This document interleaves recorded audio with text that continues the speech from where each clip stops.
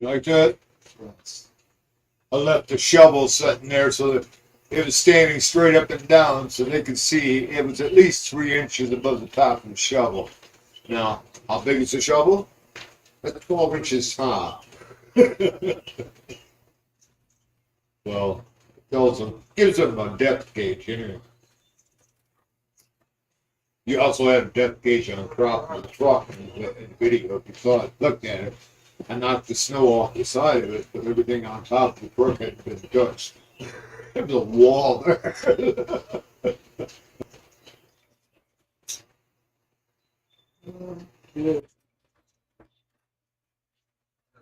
Ah, I gotta go out and take that off the truck. No. I don't want to go anywhere. I gotta take that snow off. Yeah. Stand them out.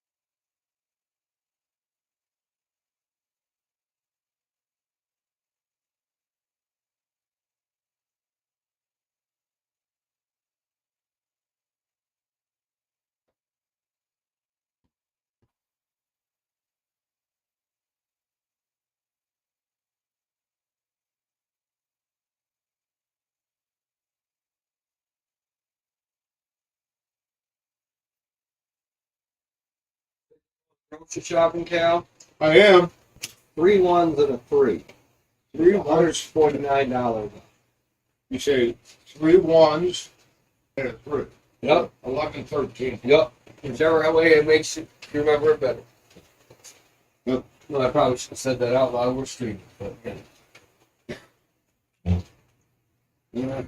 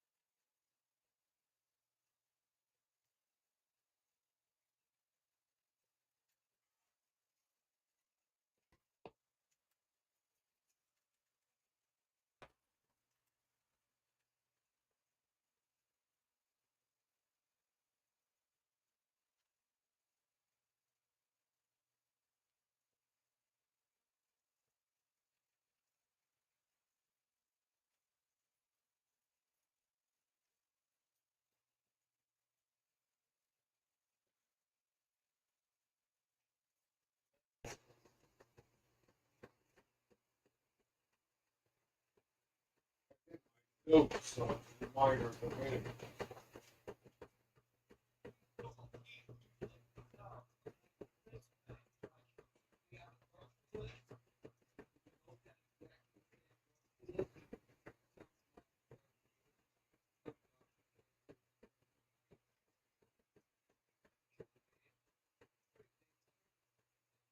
Yeah, this is something my son put up with me, so I can remember little odds and ends. You know, this is just a note app for myself. Reading messages.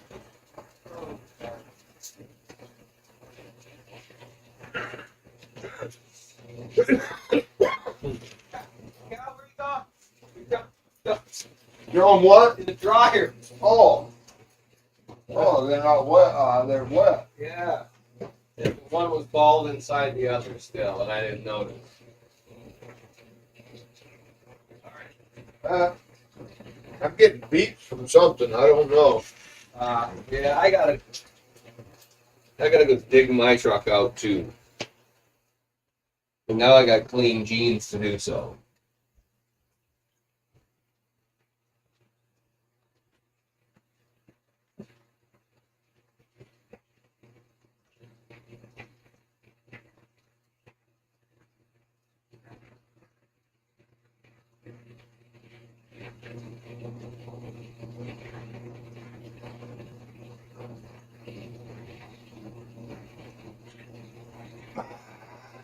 Ah, ah, ah, ah, ah.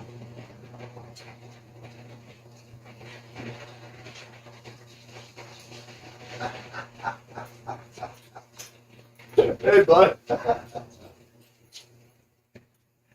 My sister this morning was from Port. So,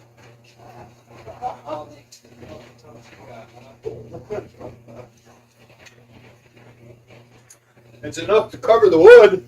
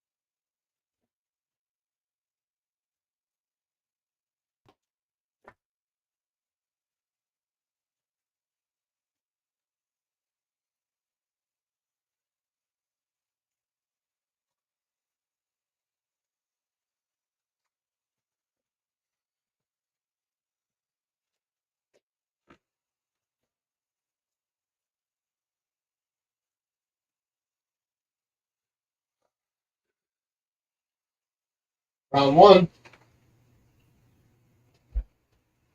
Yeah. Old bitch out there, ain't it? It's not cold. No. Not for me anyway. It's just exhausting. Trying to move that snow and stuff. 'Cause I could kick all the way through it, if I want, and get my feet all, and then when I want to dig it out, scrape it off the other side, so I don't have to walk through it. Then I'm kind of digging the car out at the same time I'm trying to shovel it off.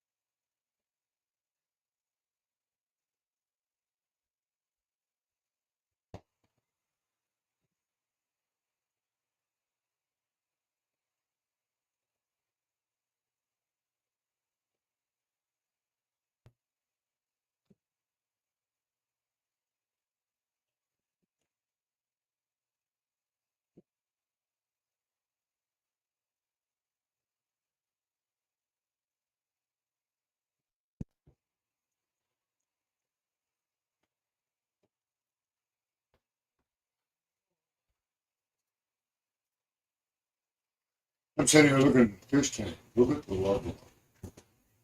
On low. Huh? Yeah, and it's sideways. Yeah. I mean, one side is almost half. Or almost fully. I'd say closer to an inch almost. And that's because of this, that beam center. All that is because of that.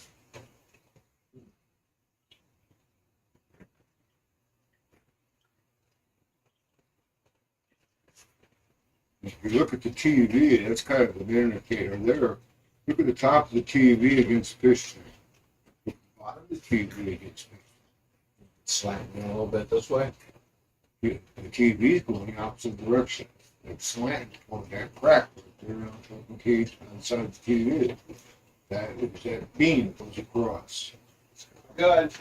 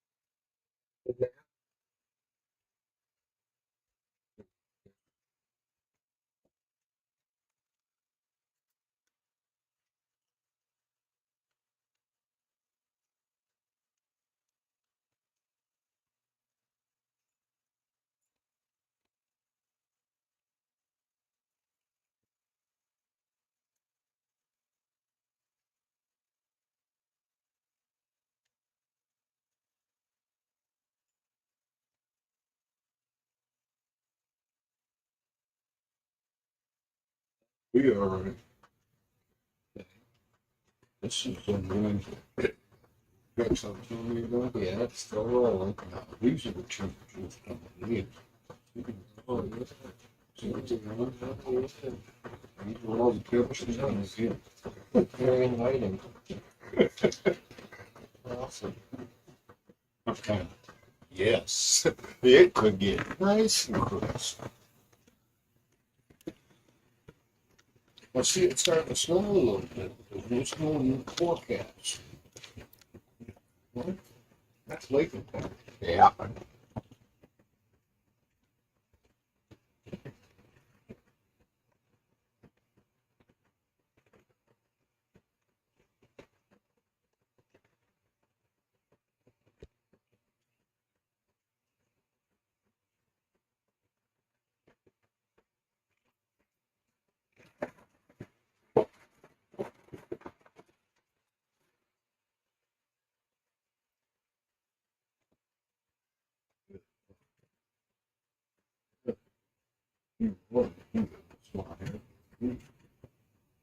How was it?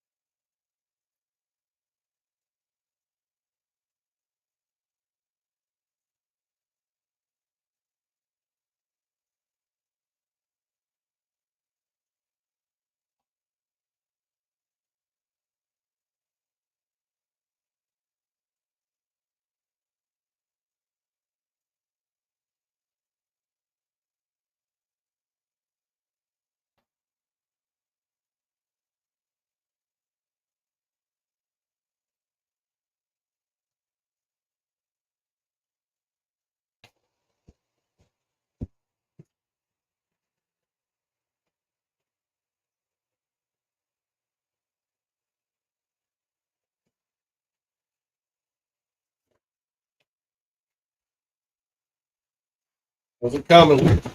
Hey, it started. Oh, truck started? Yeah, Well, that's a good sign for me. yeah, no started. No problem at all.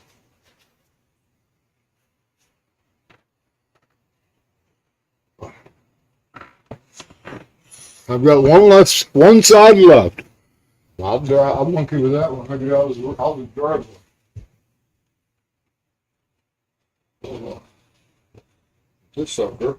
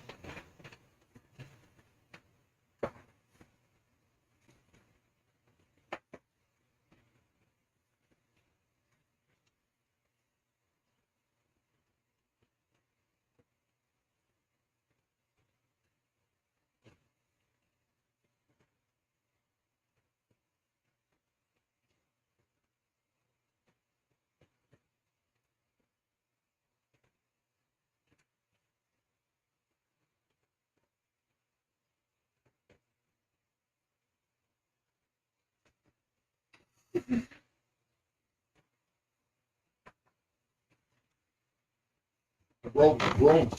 Uh-oh. Trying to push too much with the handle. Snap that sucking handle right in half.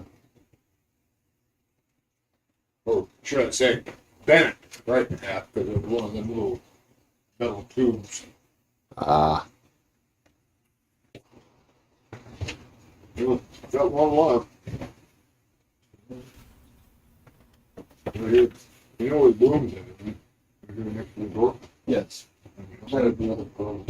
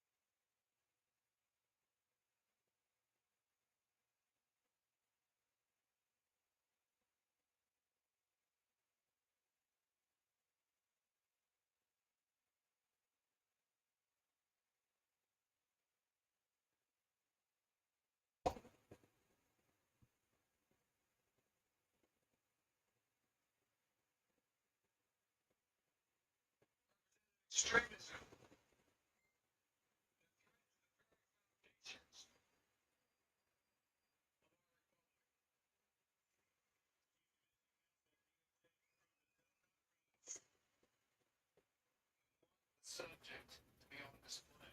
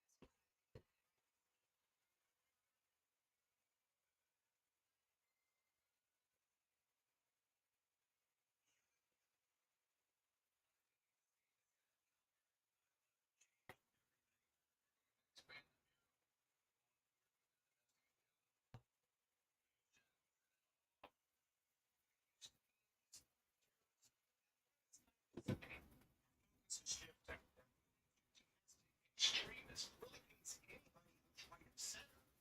He is a person to look at.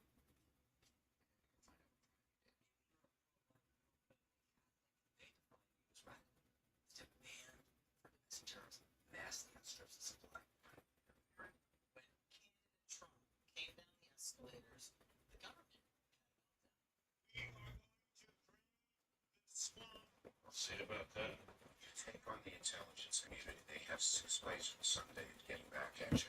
the Patriot Act and FISA were used against Donald Trump. Here's an algorithm based on what Trump was doing so they can get this guy. You just take out the word Russian hate and you put in COVID origins. You take out COVID origins and you put in Hunter Biden's laptop. You take that out and you put in January 6th. It's a replicated play from the deep state and their partners in the media. They're not just platforming you. They are if they're coming from me, they're coming for you.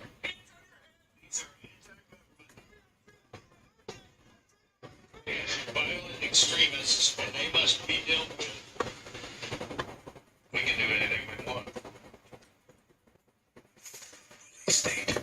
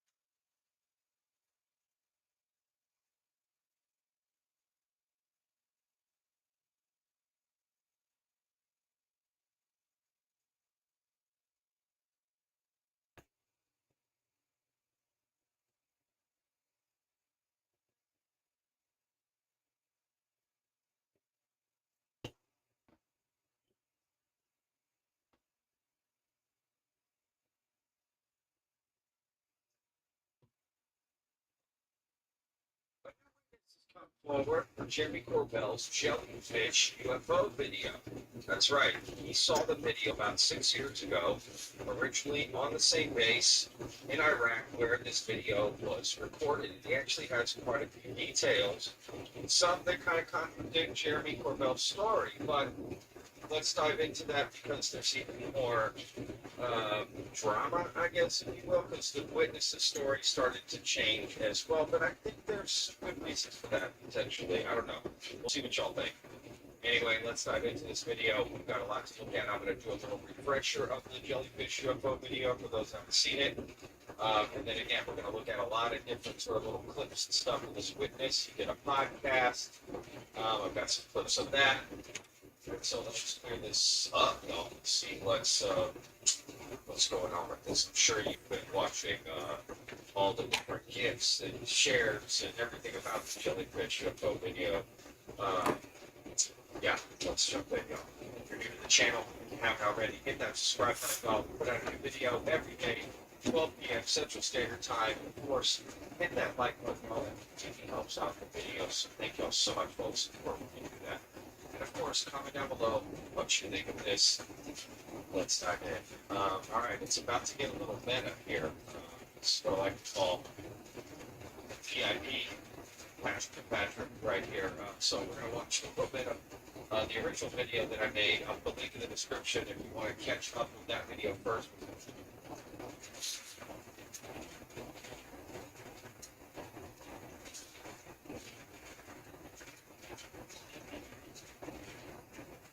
Chapter 4, The Unlucky Hero.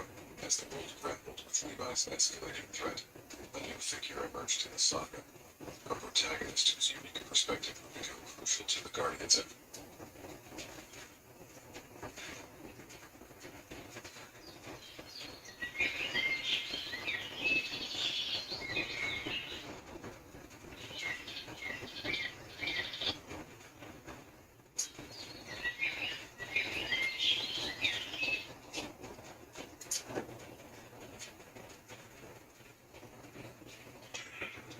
It's globalism versus today away from London. Thanks for joining me today for Stay Free from Russell Brand. In many ways, it's a complicated show. In another way, it could be simpler. It's globalism versus freedom. I can say that with absolute certainty, for it is beginning to look a lot like Davos Week. And Davos Week has come coincidentally, immediately parallel to concerns about disease X. If you're one of the people joining us right now, welcome, soapbox champion, Russ Unzel.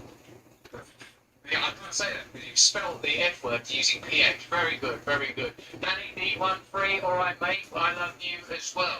Have you seen the cold, snowy blizzards in Iowa and Colorado? Yeah, you've got one part of the conversation saying it's been caused by weather manipulation, and the other half of the conversation saying it's been caused by climate change. We've got a brilliant show today. We're going to be talking a bit about disease X, which is apparently imminent. Who will benefit from disease X? What kind of solutions will be suggested for disease X? We're also going to be talking about Trump v. Vivek. The Iowa caucus is around the corner, and what are we noticing? Well, it seems that there's a fissure between Trump and Vivek, as well as, I don't know, Ron DeSantis and Nikki Haley. Are they really even plausible offerings at this point? Now, the first part of our show will be available on YouTube, but you've seen now there are new pop-ups appearing on YouTube. You've seen that continually beneath our content are warnings for misinformation, but it seems to me increasingly that the legacy media are the conveyors of misinformation. It seems to me that state-funded media is a greater threat and a greater risk than independent media, which is coalescent even now with independent political movements, and for the first time perhaps in history we have the opportunity to oppose the establishment. They have their Davos, we have ours, decentralized but unified, opposing their establishment agenda. So today we're asking, what will win?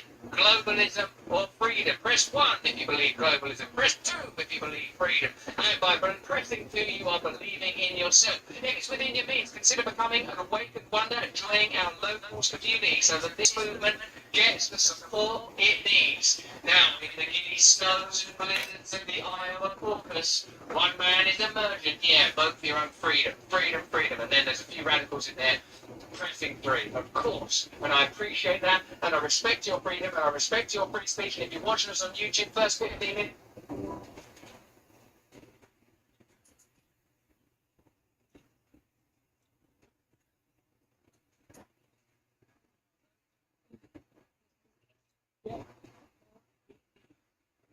The giddy snows and blizzards of the Iowa caucus. One man is emergent. Yeah, vote for your own freedom. Freedom, freedom. And then there's a few radicals in there pressing 3, of course. And I appreciate that, and I respect your freedom, and I respect your free speech. And if you're watching us on YouTube, first 15 minutes will be up there. Then we will be venturing into the free stream of Rumble where we can wade and wallow and bask in free speech for everybody. So listen, do you want to have a little look at Trump in a white hat before we get into his spat with Vivek and look at his Truth Social post? Do you want to have a look at, I mean, there's a whole variety of things that we can show you. We've got a little piece of Yuval Noah Harari criticising Trump. We're going to be looking at that in a second. And once we leave YouTube, is Dr. John Campbell and mouses. Yeah, that's right. There's some extraordinary research taking place on humanized mouses that I'm deeply concerned about. Let's have a look at Donald Trump in a white hat. Let me know what you think, you QAnon lovers. Is this, what's he communicating through the top of his head? What am I communicating through the top of my head? Let's have a look. And let's remember that freedom will not come in the form of some reified or elevated individual, but because of the awakening truth within you, that you are the revolution that they fear most, that your consciousness, your attention is the territory that they want to conquer, and they cannot prevent you from awakening. God knows they're working hard to prevent you from waking up, and they are failing, aren't they? Because you are awakening even now. Mr. CMS said, please cover the Dr. John Brain for these stories. We are going to cover that. We've got some great coverage on that coming up to you. And Guatemala, some of you want to talk about that, didn't you? Kennedy 24, yeah, I think he's given a really fantastic speech. We're going to be covering some of his polling later in the week. Let's have a look at Trump in his white hat. As I said, mice. No, the correct term for pluralizing a mouse is mouses. One mouse, several mouses. That's how the language works.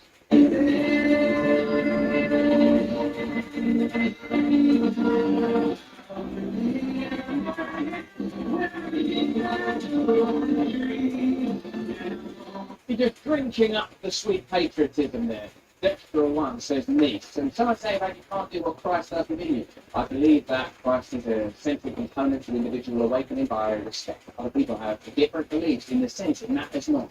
The awakening of the Messiah in the individual consciousness. Absolute fairness and freedom. No hierarchical structures of domination or dominance to be imposed upon you from the outside. Do you like it? Central scrutinizer, white hat. What do you think about the white hat? It's interesting, right?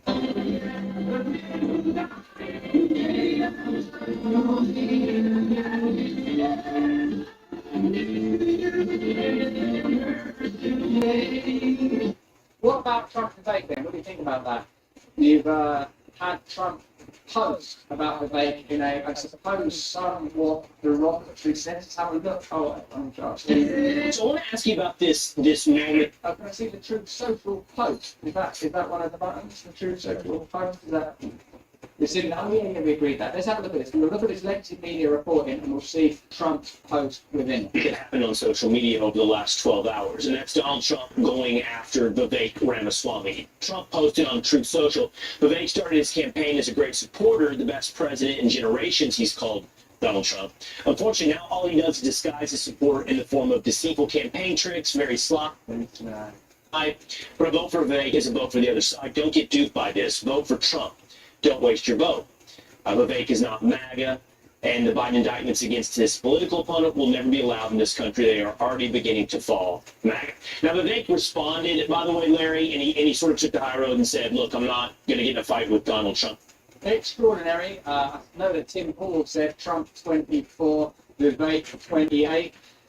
Interesting take. Let's have a look. And this is, I think, the kind of post that's antagonised Donald Trump, where save Trump, vote Vivek. I suppose, is that it? Let me know if you, what you guys think. V for Vivek, T for Trump. Let me know in the chat. You know what we believe over here. Without a radical change to these systems and institutions of corruption, without the dissolution of the FBI, without the freedom for Julian Assange and Edward Snowden, without true decentralization, without the ability, I mean, there's a lot of T's, a lot of T's. It's one mouse, three mouses. That's correct. Well done. That's good stuff. You all understand grammar perfectly well.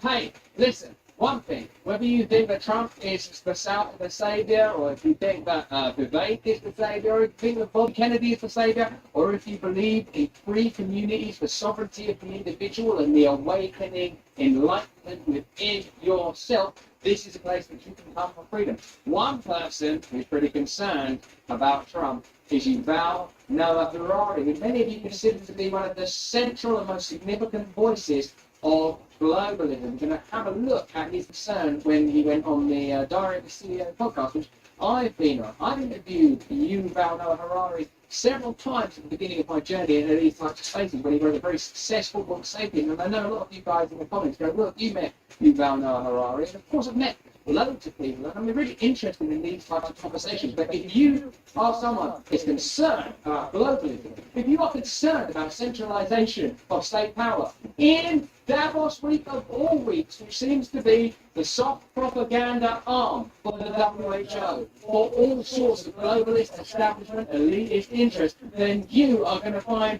Yuval Noah Harari's comments here pretty concerning. Let's have a look. Are you concerned that Trump might be elected again?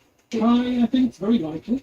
And if it happens, it is likely to be the kind of like the death blow to what remains of the global order. Death blow to the global order. So I suppose openly, Yuval Noah Harari considers the global order to be a positive thing. Do you consider the global order to be a positive thing? Yes or no? Wire in. Is the global order a force for freedom, for ecological benevolence, for equality, for love, for high values, or is the global order the mouthpiece for corporatism, the mouthpiece for new techno-fascism, the mouthpiece for new aristocracies, for new forms of tyranny, for moving power further and further away from individuals who I believe could get along a lot better without the intervention of state forces such as, well, beyond state, globalist forces such as the WEF, WHO, IMF, all of these words. I feel like we need more freedom, not less, but Yuval Noah Harari believes the global order is a good thing. Global order is slavery. Indeed, for dependency is approaching slavery. And as we become dependent on these deceitful, treacherous, corrupt little devices, as we become, as the anarchists used to say, de-skilled, as we lose the ability to grow our own food, lose the ability to repair our own machines, lose the ability to run our own communities, lose the ability to have access to our own food and our own resources, a global order seems to present itself as a kind of saviour. A saviour offering you crunchy insect goodness where you own nothing and yet you are happy. And indeed, I think much of the antipathy towards Trump is precisely because in his rhetoric, in his America First discourse, he is an opponent to globalism. So whether you are the most pro-Trump person in the world, and I know there's a lot of you love Trump in that chat, and I know over here in the Awaken Wonder, there's a lot more cynicism about the potential for any leader of a uni-party democracy to make significant difference to the lives of ordinary people, and we're all ordinary in our own way, then Yuval Noah Harari's words are interesting because he sees the global order as a force for positivity. You see the rest of this. And he says it openly. But then it should be clear that many of these politicians, they present a false dichotomy, a false binary vision of the world, as if you have to choose between patriotism and globalism, between being loyal to your nation and being loyal to some kind of global government. Those of you that are Christians, those of you that are Jewish, those of you that are Muslim, those of you that are material atheists or Hindus or Jain or Buddhist or whatever ideological perspective you come at the world from, surely we can see in the vast expanse of the infinite we have a collective and shared interest together. But surely as you recognize the sanctity of the individual experience, the subjective experience of being the occupant of a soul, inhabiting the vehicle of a body, you recognize that the sovereignty of the individual is paramount, and that if you have a decentralized but unified opposition to globalism, that will be the maximization of freedom rather than the minimization of freedom that seems to be an important part of the agenda of those that frame their views at Davos, those that use the WEF as a mouthpiece and platform for, I would say, increasing globalist authoritarianism. These are the people that we have to oppose. Your individual religious beliefs or lack of religious beliefs, to me, are not important. You've got your individual sovereignty, absolutely vital. Yes, we cannot allow ourselves to be divided and conquered. That is right. I agree with you in that chat. Yeah, we can't be loyal to a faceless government being points that, can we? CTM, I agree with you, Russell. Yeah, thanks, guys. Let's have a look at this lovely moment. This is from Davos this year. Rebel News, who don't mind getting up in the grill of the corporate place. You maybe remember that famous viral clip last year when they were following Albert Paula around. Is it an Australian dude? I think he's called Abby. Going, hey, listen, mate, what's going on? Like really adding out Albert Paula. And Albert was, oh no, this is not how Albert likes to do business. I like to do interviews with people that say I'm the moon shooter. I am the Buzz Aldrin of vaccination. This year they're outside BlackRock, the as you know, that's a sort of conglomerate investment firm headed up by Larry Fink, but many of you, including the likes of Bobby Kennedy, believe to be the sort of financial interest that dominates, subverts, and represses the kind of democracies that your founding fathers intended for you. Or republic, I don't care what words you use, I care about the word freedom for all of you individually and for all of us collectively. Let's have a look at those Canadian radicals from Rebel News outside of BlackRock and watching microcosm globalism versus independent media. Now, I'm sure that our little organisation would have points of distinction and difference from another organisation like Rebel News, but we believe in Rebel News' right to report, and we believe in their individual freedom, in the same way as we believe in all of your rights to express yourself culturally and socially, however you want to, as long as you don't harm others.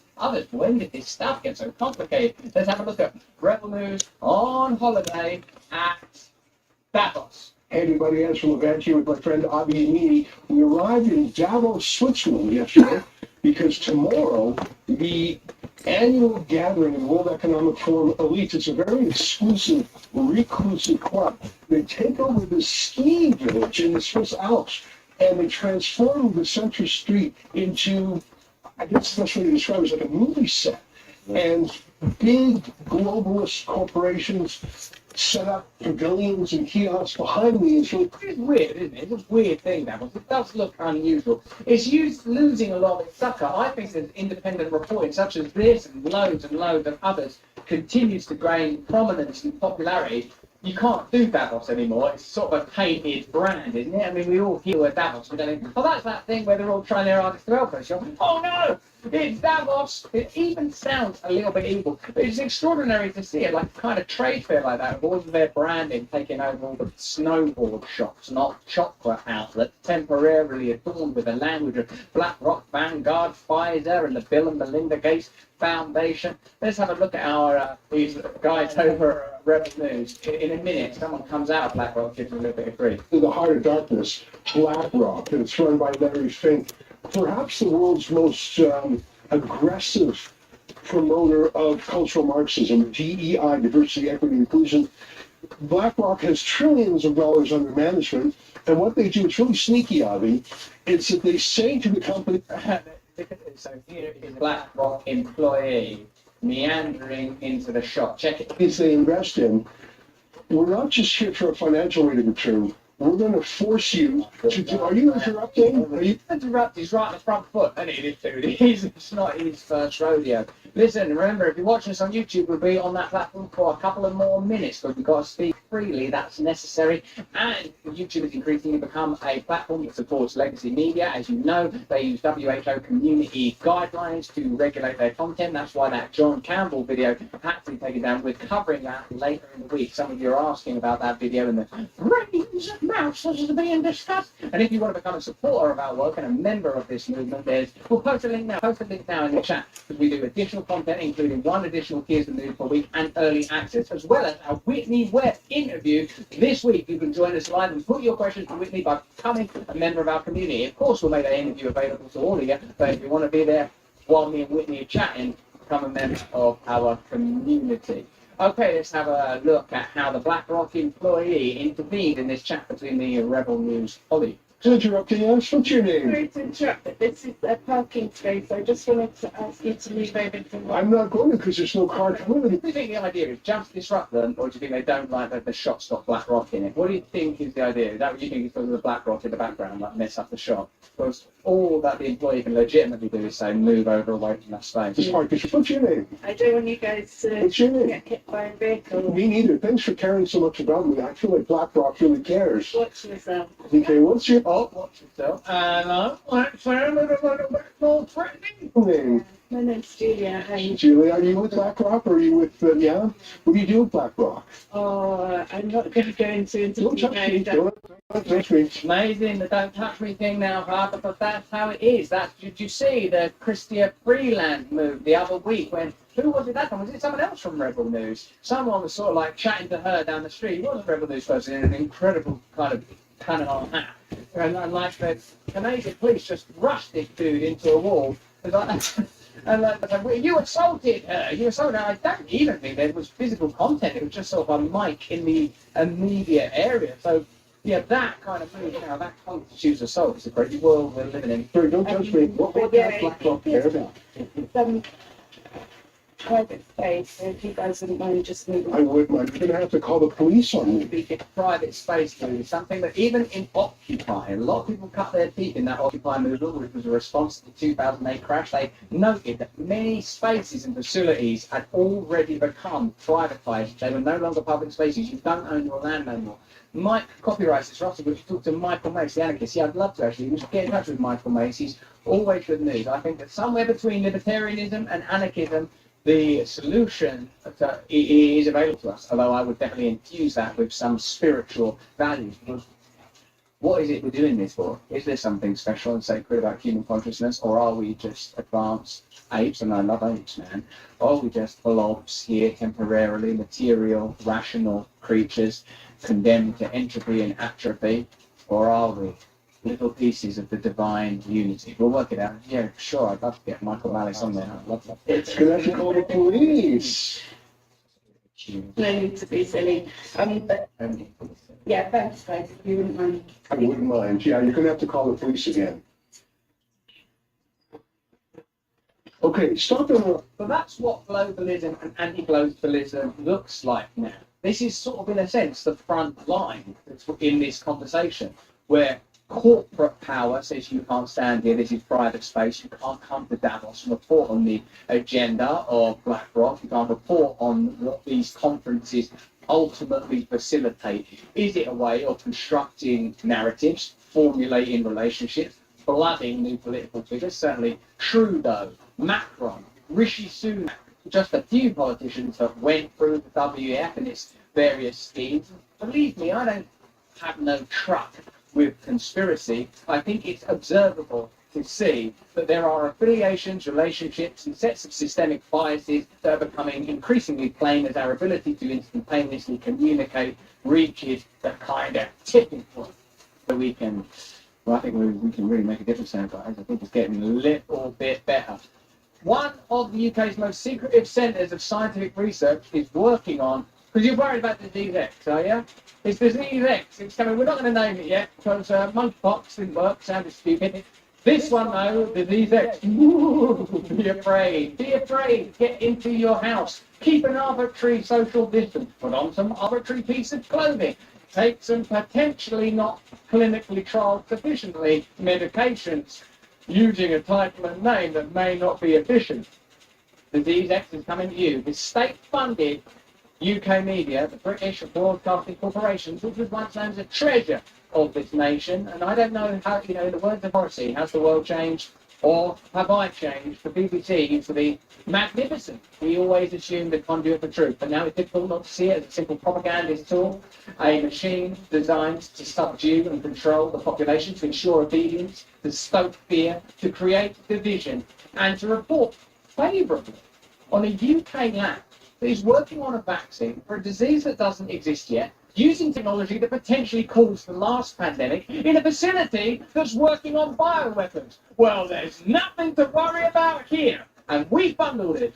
The British government has unveiled a new vaccine research facility where scientists are working to prevent future pandemics. It's located at Porton Down, a high security research facility best known for its work on chemical warfare. Okay then, so you're effortlessly moving from chemical warfare to vaccine manufacture without asking any questions about mRNA technology or dual-purpose research. But if that whole thing hasn't happened, Trotsky Bullstad says Disease X is still in brand development. Nice. Plinky Plug 67 over in the Rumble chat. And the pangolin. How many more pangolins must suffer before we get a vaccine? It could also be used for bioweapons potentially. I'm not saying that's ever happened before. I'm just saying that's what they're working on next door. We've got, we're going to be talking a little more about Dr. John Campbell's contribution to this conversation, but let's let this piece of propaganda play out. After all, if you're British, you pay for it. Experts are preparing for what is known as Disease X, or the next pandemic virus. Okay, so who do you trust? Let me know in the chat. Do you prefer John Campbell, JC, and I know a lot of you are going to enjoy typing those initials, or the BBC, type BBC. Let me know. And here is, are we going to have to show that, or are we going to have to transition into YouTube? Here's a poll we ran earlier on, I think, I'm not sure where we ran it, but we asked, Disease X is imminent. Who do you trust to lead the response? Clap squad, or future response. Albert Bourla, Bill Gates, or Dr. John Campbell. 94%. Hey, democracy, protect our democracy. Ain't we bombing Yemen for democracy? Aren't we bombing the world for democracy?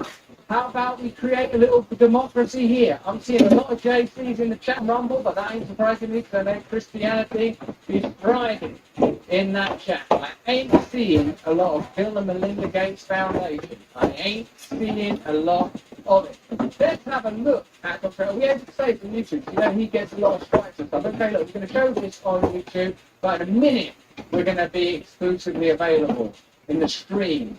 Baptized in free speech and truth over on Rumble, but for now, let's have a look at Dr. John Campbell on Disease X, a pandemic coming to a nation near you. Luckily, the WHO have got a treaty already devised to ensure that if your country is a member, check if they are. 5% of health budgets will go directly to them, and your country will not have the ability to oppose that legislation. I am citing the treaty itself. You should post the petitions against it. If any of you lot have got petitions against it, can you post it in the Rumble chat and then the Awakened Wonder chat so that we can. Because that's what democracy is now, right? Signing petitions. Signing petitions to put people in the organisation to support whatever men are telling. Really, democracy didn't need it.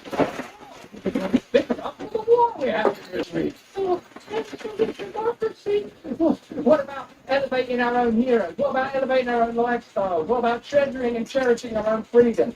Oh, yes, let's have a look at Dr. John Campbell on Disease X. You've seen the propaganda, let's have a look at the proper truth. Now, I want to talk now about Disease X, which is on this website here. This is the World Economic Forum site I can derive. Disease X, this is how we should prepare for the next big virus. So global collaboration and adequate funding are needed to improve pandemic preparedness and ensure fast action to keep a viral outbreak at bay. It says you can get a long way being able to produce something. I'm not sure what's being produced, but you can produce something. He's so dry. He's been on our show 7 times.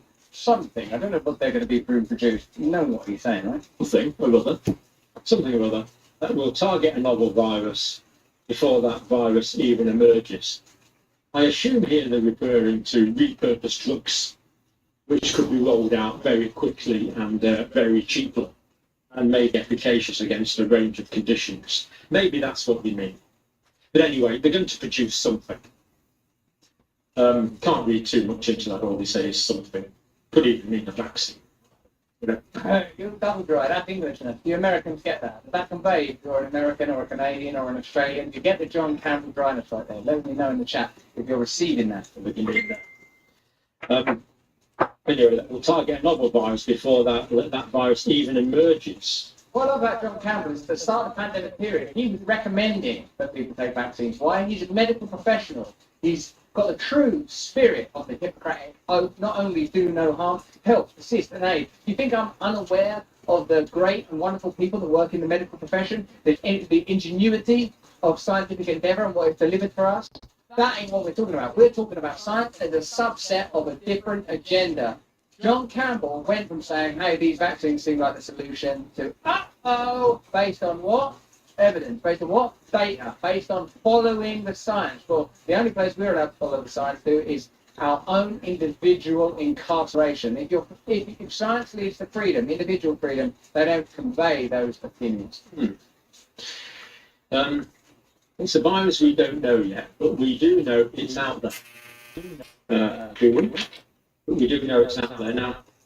Unfortunately, much to my annoyance and your annoyance, I felt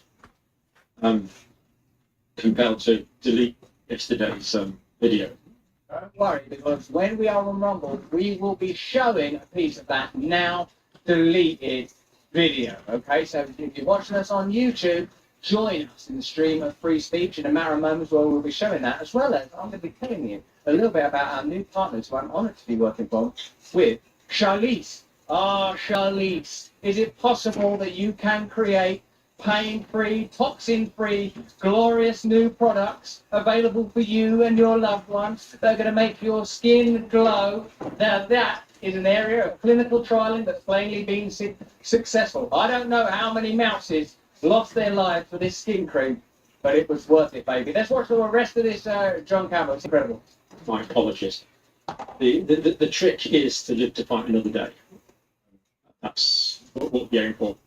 But the video I was doing yesterday was examining a particular virus. Okay, now what John Campbell has said there is an interesting emergent phenomena from the highly censored spaces that we live in now. And remember, if you are Irish, they want to censor you more with hate speech laws. If you live in the EU, they want to censor you more with hate speech laws. If you live in the UK, they're censoring you more with new online safety laws. Canada, Australia, the USA, they are coming for your freedom. They are gunning hard and they're using your money to pay for the bullets. If you want to see Dr. John Campbell's Mouse's piece that YouTube will simply not allow you to show, this is it, believe me. Put the countdown up. Let's put the countdown up. Now there's 20,000, nearly 21,000 watching us on Rumble right now. If you're watching us on YouTube and you want to see the rest of this reporting on Disease X, join us over there and become an awakened wonder. Support our work. We are determined more than ever to create this movement. This is the time where we must unite, decentralized but unified against this corruption, against this establishment, elitist, Davos-inspired corruption that threatens to immerse us all in nothing short of total, constant incarceration. So, if you're watching us on YouTube, click the link and join us over in the free stream of Rumble.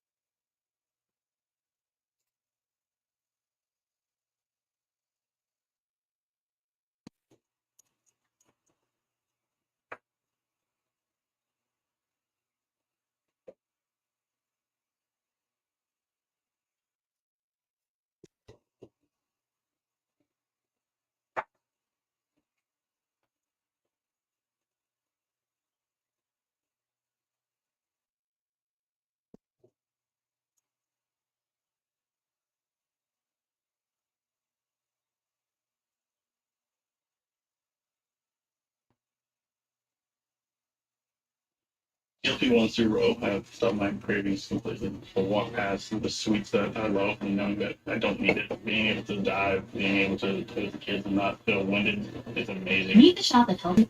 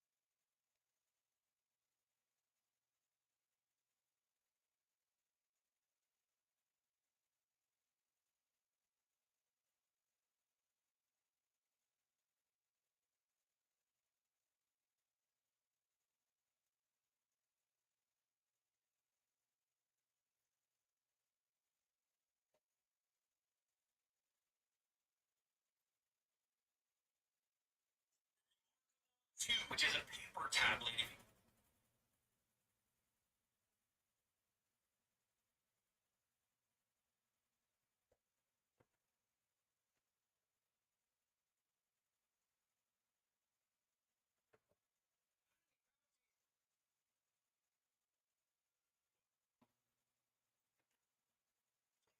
Let's talk Saturday the 13th of January.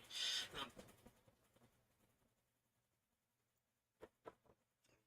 let's talk Saturday the 13th of January. Now, I want to be talking about disease X in a minute from a small radio station in Switzerland called Radio Davos, I think it was. More on that shortly, but a bit of a disappointment first. This is from the UK COVID inquiry. Unfortunately, the public hearings for the inquiry's fourth investigation into vaccines and therapeutics module will be rescheduled. The hearings were provisionally scheduled to take place in the summer of 2024. They will now take place at a later date. And then there's some rationale given there which you may choose to accept or not to enable organisations to prioritise providing evidence for the inquiry's third investigation into the impact of the pandemic on healthcare. Well, I would have thought they knew what order this was in before they did this, but never mind. That's what was said. This is from the site here. This is from Baroness Hallett, who's the chair of the inquiry. I know that the postponement of these hearings will be a disappointment for some, yes it will. And I think this degree of urgency, as I'll point out. I want to ensure our hearings in 2024 are as effective as possible. Yes. And I recognise the increasing pressure on organisations to respond to requests and provide information to the inquiry.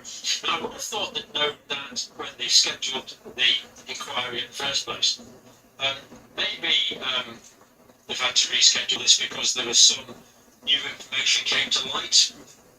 We're basically not told, which is disappointing. But we are assured it's going to be finished by the summer of 2026. So let's hope there is time to squeeze in this rather important module, because it's not on as scheduled, unfortunately. So I had been genuinely looking forward to that. It's pretty disappointing that is now being delayed. Now I want to give you something from the Mail Online now that I'm just hoping they don't know more than we do about it, because they actually say COVID inquiry's probe into vaccines is delayed indefinitely. Indefinitely, they're saying. Well, let's hope that's not the case. As Chair admits, postponement will be a disappointment for some, yes. Hearing for the fourth module, this is from the Mail Online now, hearing of the fourth module of the official inquiry to be, what it was set of the official inquiry, was set to begin this. A long-awaited probe into the development of COVID vaccines and drugs was today postponed, and again they say indefinitely here, so let's hope this is not the case. Baroness Hallett said, I know the postponement will be a disappointment. I wish to reassure you that we will hold these hearings as soon as possible. Good, we're looking out for it. But we're still going to be finished by the summer of 2026, so let's hope there's time. Now this inquiry has cost you and me, the proletariat, the plebeians, so far it's cost us 145 million. Quite incredible. Now, I'm going to talk about disease X in a minute, but just before we do that, this is just a completely unrelated article I was reading in the Guardian newspaper from November 2022. This is Paul Bubble, who was a royal butler. Paul Bubble reported a conversation with Her Majesty the Queen prior to her sad recent departure. And Paul Bubble reports that the Queen said this, Queen Elizabeth said this: there are powers at work in this country about which we have no knowledge. So it looks like there are powers at work, but we don't know. This would be a no unknown, I guess. Now I want to talk now about disease X, which is on this website here. This is the economic force that's derived. Disease X, this is how we should prepare for the next big virus. Wow. So you can listen to it here or you can read it there. It's all very easy to understand while being rather difficult to understand. Now, disease X, I've been teaching this sort of thing pretty well full time since 1990. I know I've been a clinical nurse since 1975 when I was a first year student. And I never heard of this disease. So I looked at some of the books. Because when I wrote my book, I couldn't remember putting it in. So it wasn't just there. But So I've been checking Ruben's pathology for texts. I've seen it the other way. So I checked in Domain and Balls for physiology, but not in there either. Perth's pathophysiology. From there either. It's fairly thick. You get the idea, not that one. Didn't check this one. All these standard textbooks, not in there, so it must be a new disease. I'm not saying I like the sound of a new disease, we've had a new disease already, haven't we? Anyway, this is just, I want to give you some highlights from the radio Havos talk. Disease X is the beacon. The world needs to be better prepared to tackle a future pandemic. You'll see here that the text is from the World Economic Forum site. They go on to say, by mapping viruses with the potential to become the next disease X, the global health community and governments can be more responsive the next time a pandemic looms. It's like anticipating a pandemic here. The global collaboration and adequate funding are needed to improve pandemic preparedness and ensure fast action to keep a viral outbreak out of bed. It says you can get a long way being able to produce something. I'm not sure what being produced, but you can produce something or other that will target a novel virus before that virus even emerges. I assume here they're referring to repurposed drugs, which could be rolled out very quickly and very cheaply, and may be efficacious against a range of conditions. Maybe that's what we mean. But anyway, if we're going to produce something, can't read too much into that when they say something. Could even be the vaccine. Whatever you mean there. Anyway, that will target novel virus before that virus even emerges. It's a virus we don't know yet, but we do know it's out there. We do know it's out there now. Unfortunately, much to my annoyance and your annoyance, I felt compelled to delete yesterday's video. My apologies. The trick is, that's what you're for. But the video I was doing yesterday was examining a particular virus that was experimentally used to infect mice. Wasn't a disease, I'm afraid. At the end of the study, none of the mice at the end of the study were alive. None of them were alive anymore. Because a certain event had happened to them that made them not alive. And that virus, my understanding from reading the paper, was it evolved in cell cultures in a laboratory. So, as a result of going through cell cultures in a laboratory, the function of the virus had been increased. It became a more functional virus. There was a function, and there was potentially an increase, maybe even gain. Anyway, but we know it's out there. So they know it's out there. Obviously, they don't know precise geographical location. And we know it has the potential to spill over from animal populations, potentially into humans. Well, yeah, there can be natural spillover events, of course. And it can also be at that point into viruses. Perhaps mutate or adapt itself and begin spreading and killing people faster than you can contain it. Carrying out research and vaccine development. Carrying out research and vaccine development for known viral pathogens. Pretty vaccines, of which there are 25 pathogens said.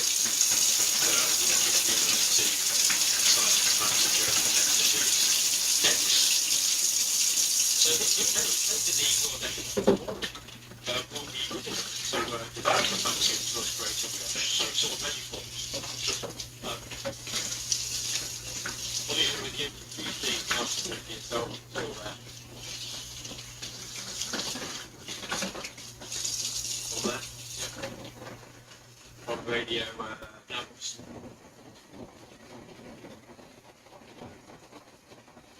So, the execs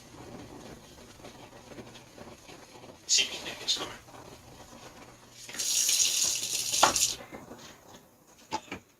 I certainly don't know too much more of this. We'll leave it there. Thank you for watching.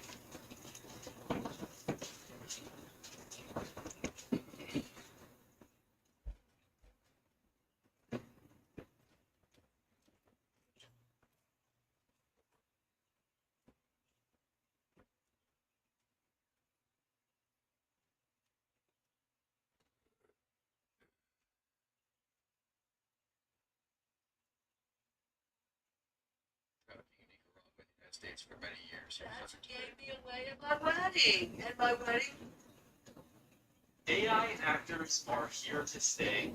3D modeling only requires a single text prompt or image, and resolution is a thing of the past. And I'm not talking about your figures resolutions. Welcome to AI Films. Let's kick things off talking about Meta. So Meta came out with this AI algorithm.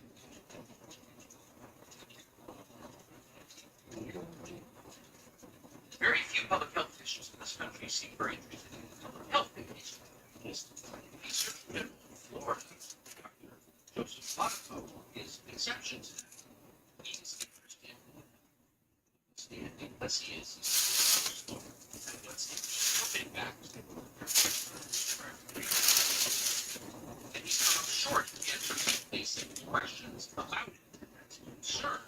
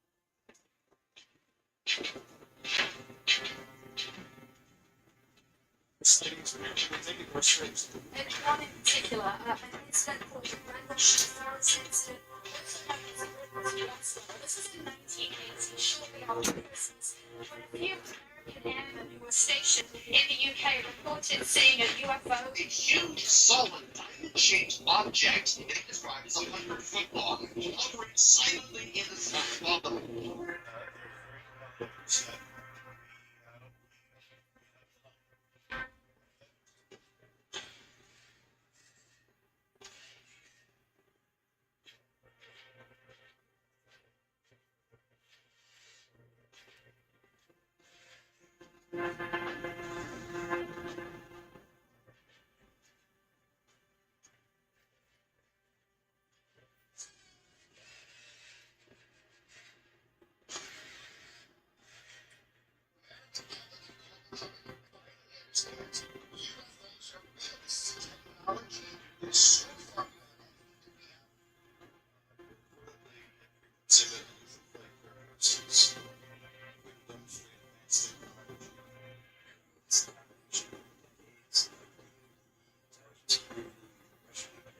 Successfully resolve UAP encounter first and foremost by U.S. military.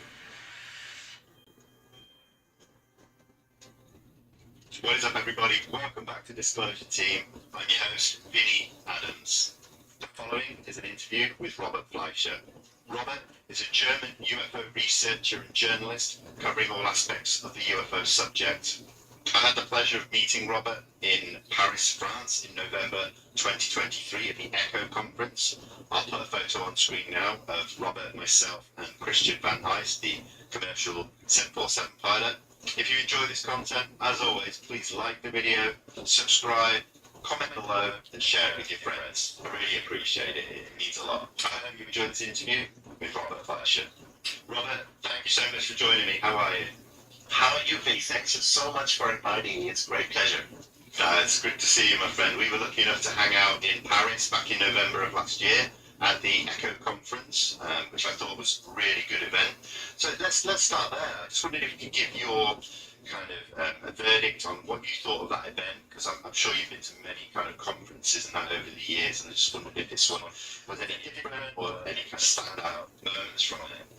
Yeah, it was very different. So what you need to know is that in France, even though they have these, the National UFO Investigation Body, which is called JPOL, Group for the Study and Information about Unidentified Phenomena, about Unidentified Aerial Phenomena, or something like that.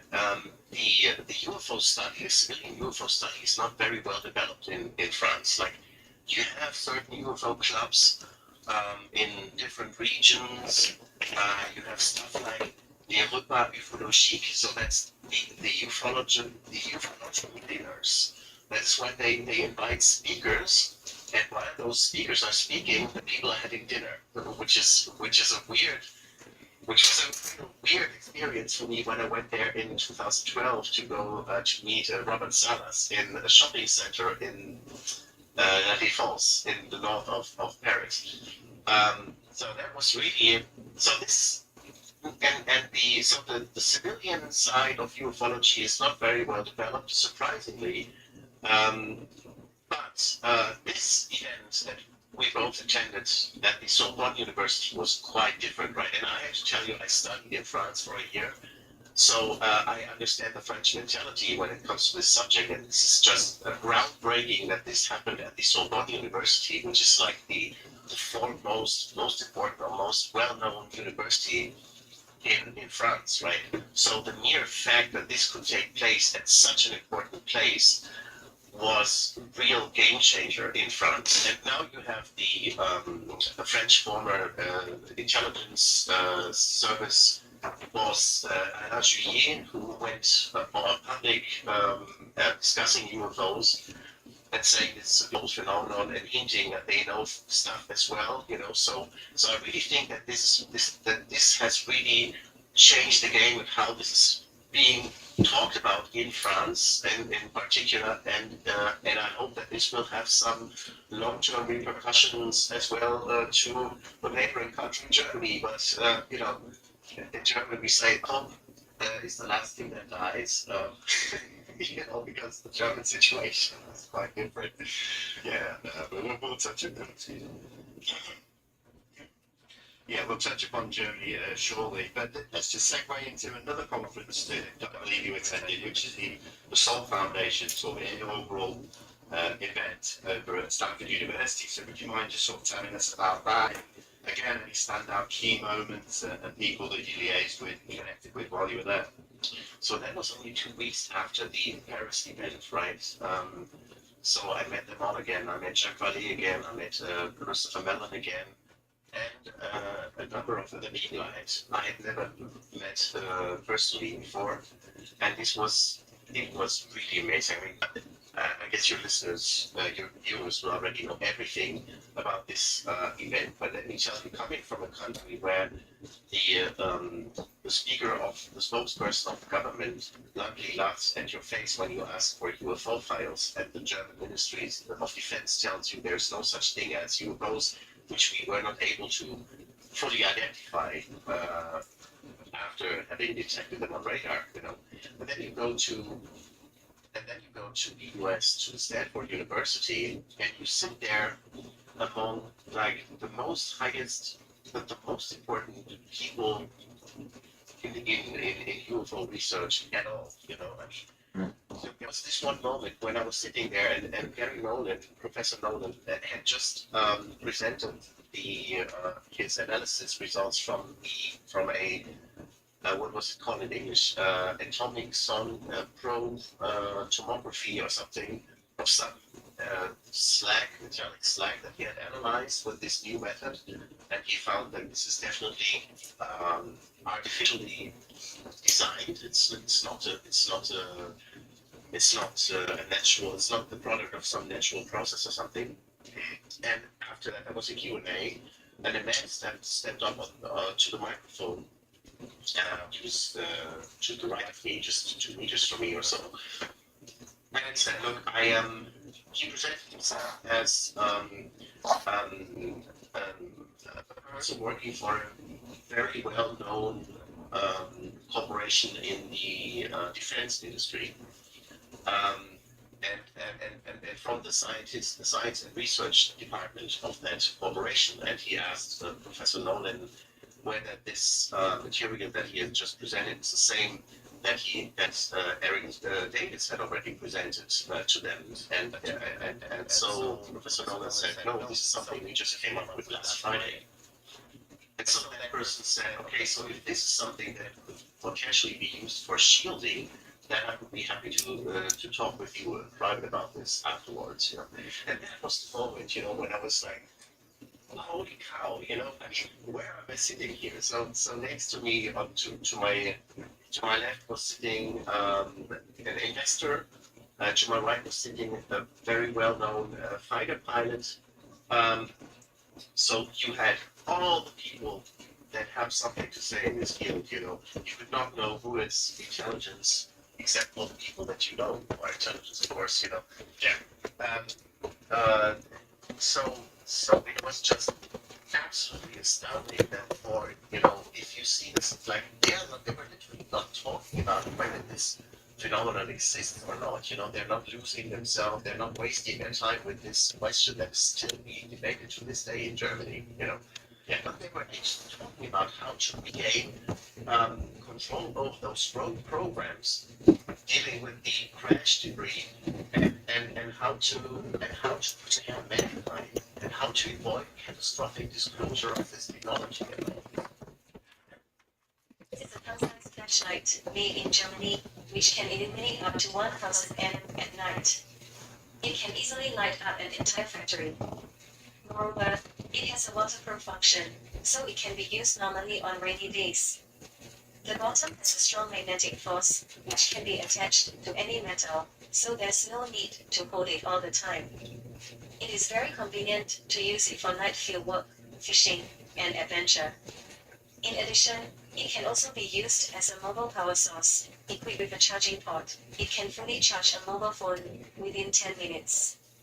It is equipped with a large capacity battery, which can be used for a month after a single charge.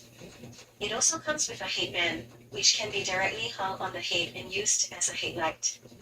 The entire body is made of aluminium alloy material, which can be used as a weapon to break windows in emergencies.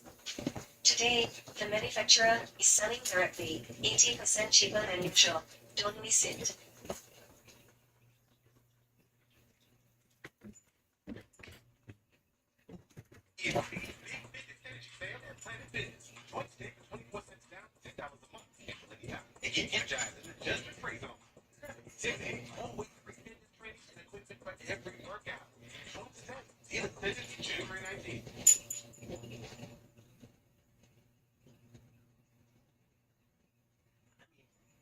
This is, it was like I was feeling literally like in a parallel dimension, So I think that's what the Cell Foundation is doing.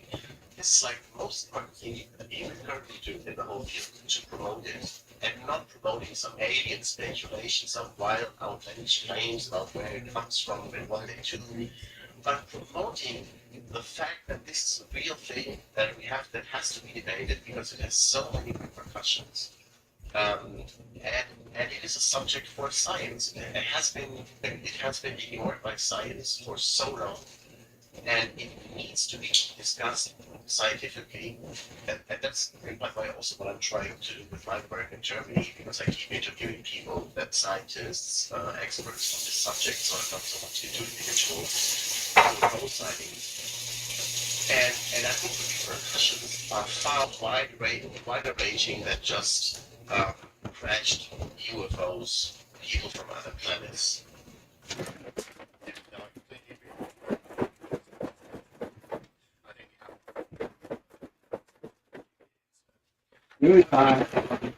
Cell Foundation. We were leading up to the end of 2023, and obviously we had a lot going on with regards to the National Defense Authorization Act in the US, the Schumer-Rounds Amendment.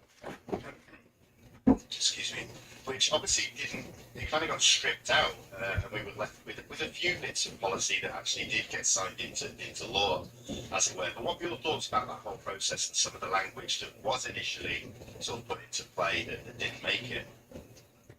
Yeah, so what didn't make it was the idea of a civilian review board which would decide upon release of formerly classified files. And there was another, there was the eminent domain passage that sought to expropriate corporations that are in possession of crashed non-human intelligence material.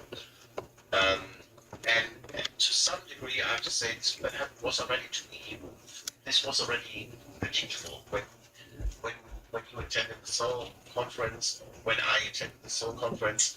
I mean, we had Colonel Carnell was presenting the Schumer Amendment, and there was this one. I mean, we were not allowed to film this or to take photos or something, but there was this one slide that leaked where he presented this plan for control, this disclosure campaign, with the outcome of regaining control about all this and avoiding catastrophic disclosure, which I just mentioned. And then at that point, I think when he was finished, Jacques Vallée stood up, was in the audience, and he said, "You cannot do this. This is confiscation. You cannot just walk into my laboratory and take my stuff and give it to some other scientist. This is not how science works. You know, this has to be worked over." And also, the definition of UAP is quite strict, quite very narrow, and that may include even religious artifacts. That what Jacques Vallée said. So even from people who are positive about disclosure of this, there was some fierce critique about the Schumer Amendment, especially the expropriation, the eminent domain passage, and also Chris Fennell made it very clear that during his talk at the Seoul Foundation that, well, who's telling you that the net benefit for society would be positive, that there would be any benefit for society if we disclose this, if those are not intelligent beings, which our radar data does not suggest, then what is it? And that all leads to the question what it is that they actually have to disclose, and so I was not surprised that the Schumer Amendment would fail in the form that it had been prepared for. And I understand more now, having been at Stanford at the Seoul Foundation event. I now understand more the need to really prepare this and to think about how to do it. Because I can see it. I mean, I can see it in my small world here with the German groups. If you tell them about crash retrieval stuff or something, they will just not be able to process that mentally, because they're still in the mindset of there's no such thing as UFOs. We are the brightest candle on the cake. That's what they're eating, Yeah. So how do you and think about all religious groups? Think about that. And then also, what if this subject actually extends to far more than just military encounters, craft that fly around in military operation zones and stuff? What if this is a historic phenomenon that has always been here and that is even partly responsible for some of the most important religious events that are described in the Bible? Like, actually, gave Moses the Ten Commandments on Mount Sinai, So just think about that. So I'm not saying the UFOs are God.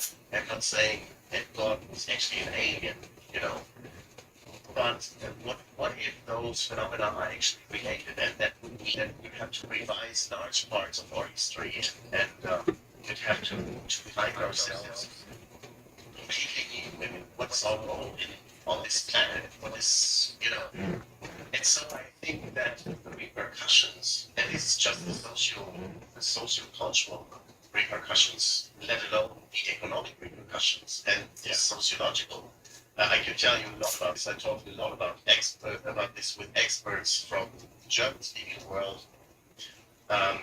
So, for example, there's an sociologist, Dr. Andreas Anton, who wrote a book which is also available in English language about exosociology, which deals with three scenarios in which mankind could get in touch with extraterrestrial intelligence, and even though he excludes the UFO phenomenon as one potential scenario, he talks about a signal, an artifact that could be found, or some craft somewhere in space. He doesn't even talk about UFOs, but even in the event that some alien artifact with some potential technology could be found, he predicts severe potential consequences, severe repercussions. There could be martial actions, there could be war, also legal repercussions. There's not any law in the world that you can look into to see what to do in the case that some alien craft lands on the White House lawn or the Kremlin on the Red Square in Moscow or whatever. What does that mean? There's not a single law. There's nothing. So, and then think about the economic repercussions. Just one thing. If there was a non-human intelligence that decided to start trading with one single nation on the planet, let's say Uganda, Uganda would rise up to be the most powerful nation in the world by far, because they now suddenly possess a technology that's so much more advanced than what all the others have, that they are basically invincible. And that would be a turmoil, let alone the role of the US dollar as the main world currency that is still the world currency, because many of the oil businesses is paid for in US dollars. So what if there's some free energy device that makes it, that you just need the US dollar anymore? So there's so many consequences.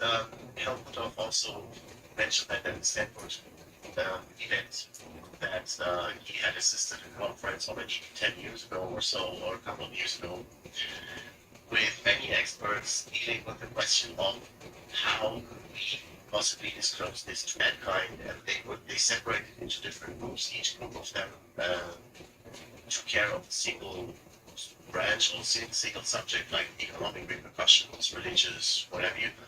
And they made a list, positive, negative, and then they all came back and said, well, the negative potential outcome, negative repercussions greatly outweigh the positive ones. So even for us, we said for us to be positive about the disclosure, we just had to give the advice not to disclose anything. So yeah. So I really do see the need to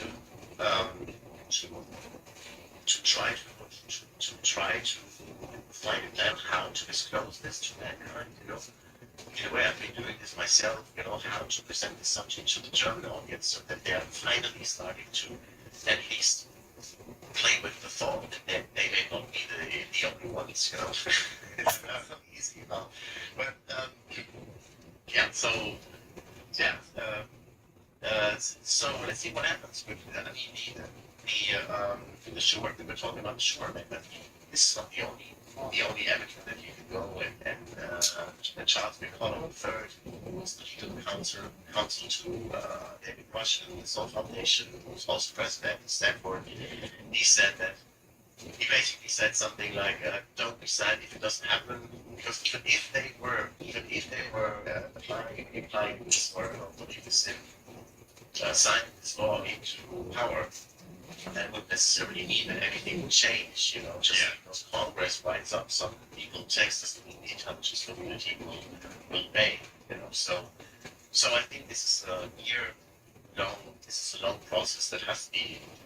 And it's gonna be years and years, but there is no way back. I'm sure about this. Yeah, you raised so many interesting points there, and when I think about this from a personal stance, let me just go back on that. I hear everywhere that humanity's not ready and things like that. And, you know, I certainly wouldn't a statement out like that. I'm speaking on behalf of 8 billion people. I believe I'm ready to hear it, but I think it's also important to understand that this is so complicated that if we were to get disclosure, it wouldn't necessarily be what we expect, what we want to hear, and it might actually be more scary than maybe we can kind of comprehend. So I always kind of sort of try and bear that in mind when I'm talking about disclosure. And I think you're right, you know, it would need to happen over years rather than an instant boom, here it is, deal with it. And excuse me, may I add something to this? Yeah, sure. The scary, potentially scary stuff concerning disclosure. So there's 3 areas for me. I would say one of the scary thing is you remember that Lucy mentioned on several occasions that people in the Pentagon avoided this subject because they saw some demonic force behind it. You know. Sure. Yeah. And what if this is? I mean, if you listen to Chuck Berry, he says it looks like a social experiment, like a human control system. You know, what if they are exerting some influence on us, on our development, our general development as a society?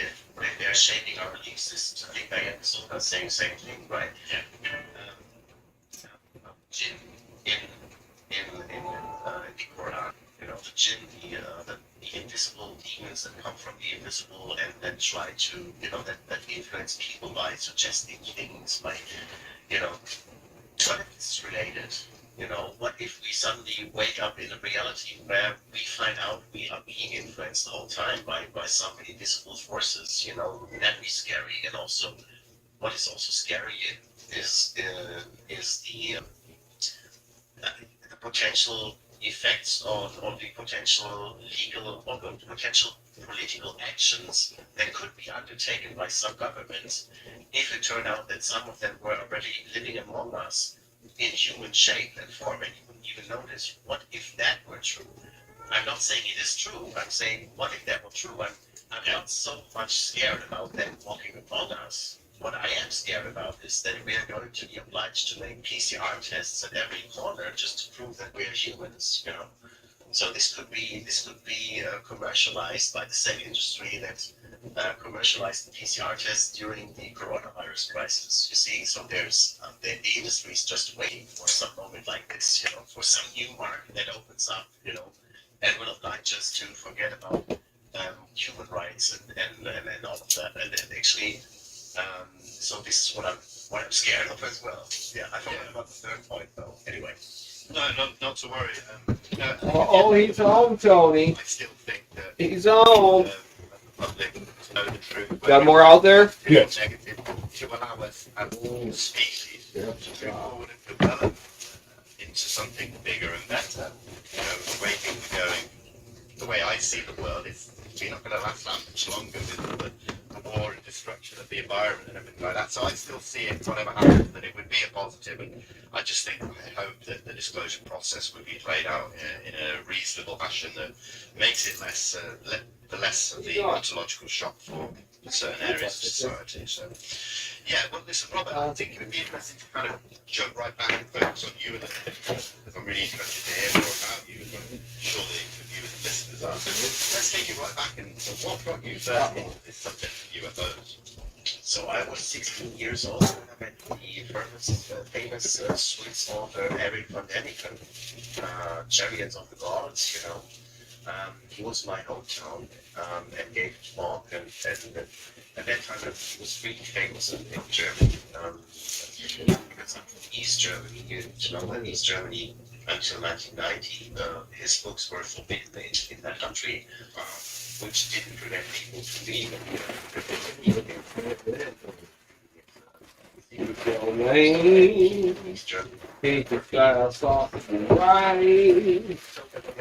Well, I got that money all over the Southeast. You know, chicken. Because I wanted to tell Ooh, more pineapple. I got so much ideas for a pineapple upside down cake, huh? Like about I think it was about the university expanding and for reducing it, Bill, and understanding again, it's like our each thing. Boy.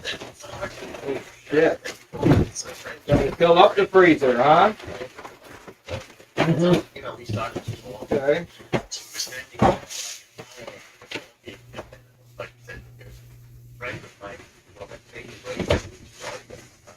We got lucky somehow, I don't have no idea, but I used your card to pay at Walmart, huh? Yeah. They paid for everything, including the girls here. Really? That's where I got them. Either that or I forgot to scan them. But they were in the bag. Don't got any balance left?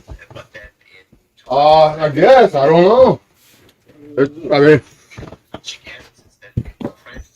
it took $77 out of it. Not bad. That's a pretty good deal for all the. Yeah. And I couldn't, this Walmart didn't have this. I had to go to Target. Target, because I went over to Target looking for the tapestry. I've been going to Myers lately. And the tapestry. Well, next time you steal batteries, make sure you steal rechargeables, darn it. Oh. I don't think you scanned your batteries, kid. They're not on there? No. Well, anyway, we got batteries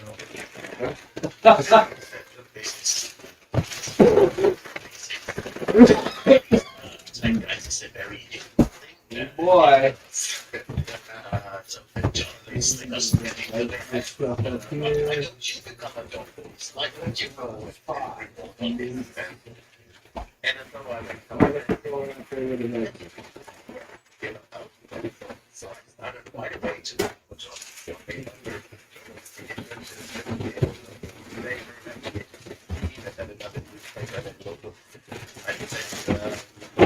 Oh man, we're gonna have to go through that ice cream.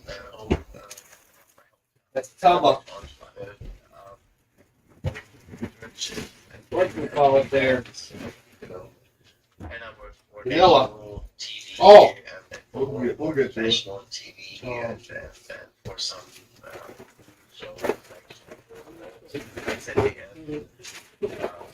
One there open somewhere. Looking for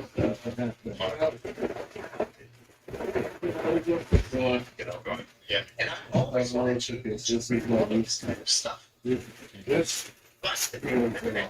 Kind college chicken. Yeah. This, a lot of it is. What I do is I put a bag of this rice with. Yeah. It makes it go easy. Well, they go pretty far. You try to find it. Yeah. Oh, yeah. I would mix it. I like No, that one, that's all that is a general pile of chicken.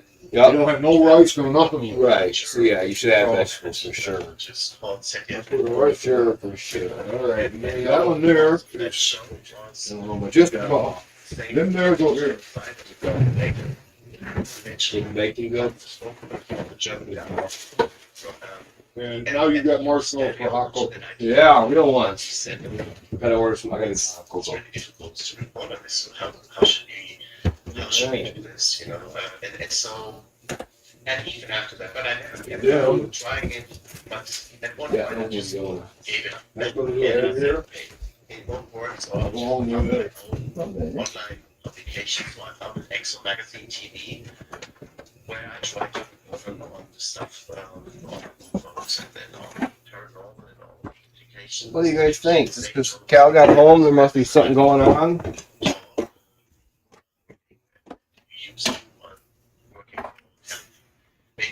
Jeez, Pete. And yeah, and I've been doing that for 16 years, and then Not much. obviously, I got a from bag time of to time, been invited to some TV shows or asked by Sure. TV shows to give What's interviews. I got a bag missing. Most of them were not What? really Where's the bread? subject. All right, put it in there. Let's see, you got them big buns, and you got hot dogs, but you got them great big buns. Oh, yeah. Actually, Yeah, that makes for nice. mainstream TV. Right here. Magazine, or Forbes magazine in Germany. Well, I'm taking off tonight, He Carol. asked me when I was doing I'm gonna have chili though. Hell yeah. about the vaccine. Chop up a little onion, and add 2 or 3 get chili though. Hell yes. From time to time. I can buy that. God damn it. I got everything except for the dog's closet. I don't know what the buns are, so I'll go ahead and get new buns. I want chili dogs. Such important events as David Brush represents and the Soul Foundation. Well, I come close to stopping at fucking Kentucky Fried too and just getting something. You know what? Order on the app first. Huh? I'll tell you what. That's the order on the app right now. We looked at that yesterday. Oh, you mean like Kentucky Fried? Yeah, see that? They got a bunch of specials on the app that they don't have on. Oh. Yeah.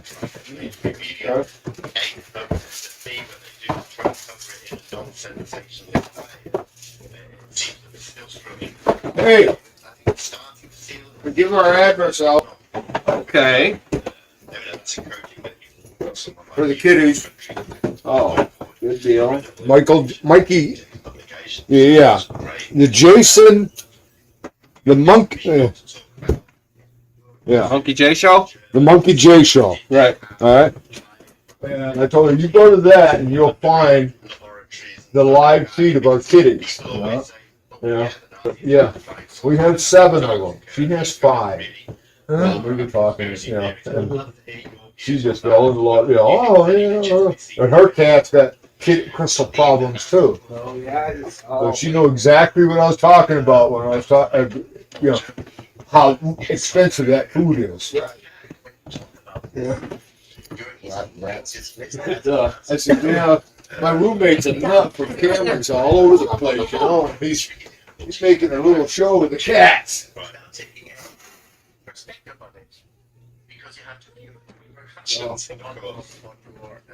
Reputation out to it anyway.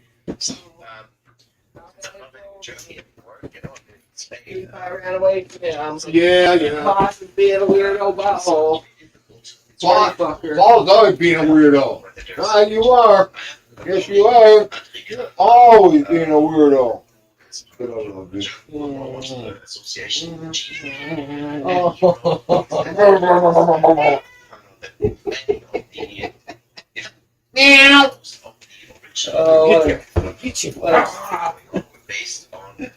a grumpy butt. What a grumpy butt.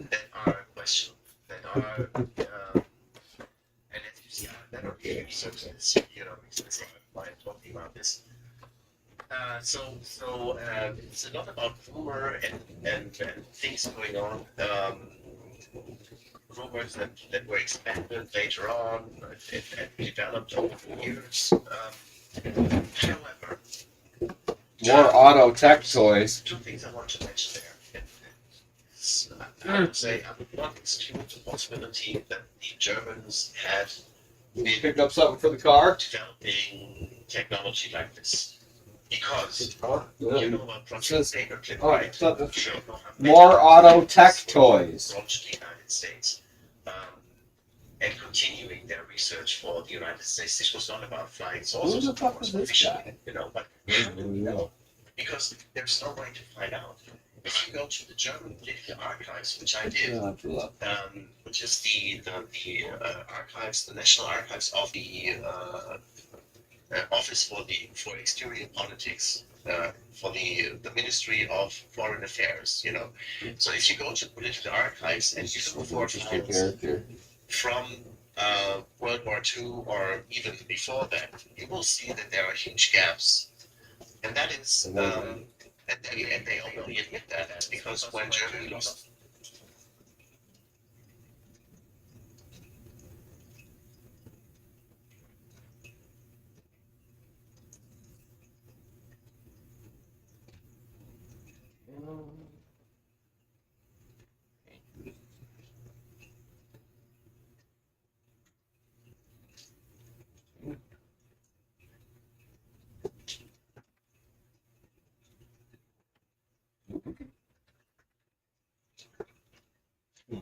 Yeah, guy that was doing the Miami show the other day. Yeah. No clue. Oh, good though. No, I have never, motor tech. Yeah, okay, whatever. Right. Nothing I do. 3:30. Oh, that's ready too. I didn't mention, did I? What's that? This pound of ground beef up here. Yeah. You want to make hamburgers?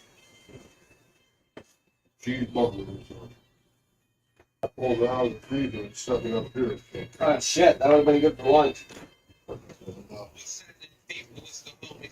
that's what I forgot to buy today. What I really pulled it out for was I was going to put it with a hamburger helper.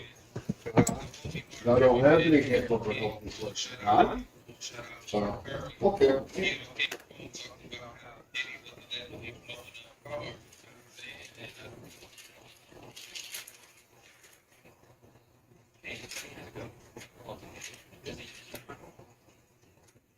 Cashed in $25 worth of tickets. Yeah. $25. Bag there for this.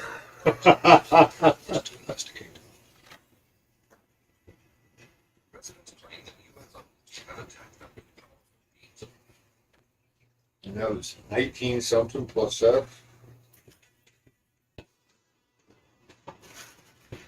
That's for their special food? Yeah, that's their urinary tract food. They didn't have none of it at Walmart with Heinz or none of them. And I went over to Target looking for the wall tapestries. Yeah. And they didn't have wall tapestries, but they had that. that food. Oh, well, No, that's a medication. That's specifically for urinary tract. Yeah. That one's a Heinz. I did get one. I had one out of the two. I didn't find the tapestry though. Not at Target? I'm surprised you can't find a tab. You gotta order them online. They don't carry them in the store. What about Walmart? Same You thing? gotta order them online. They don't carry them in the store. That's what I found out. You have to order them online. You cannot get them out of the store. I guess there's a lot of stores doing that now. Forcing people, if you like something online, the only way you can get it is by ordering it online. You won't get it out of the store.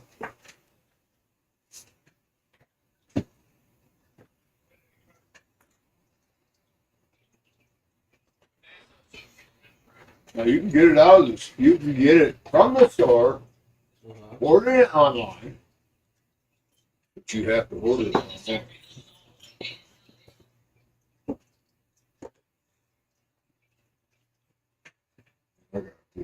That's something. Dead.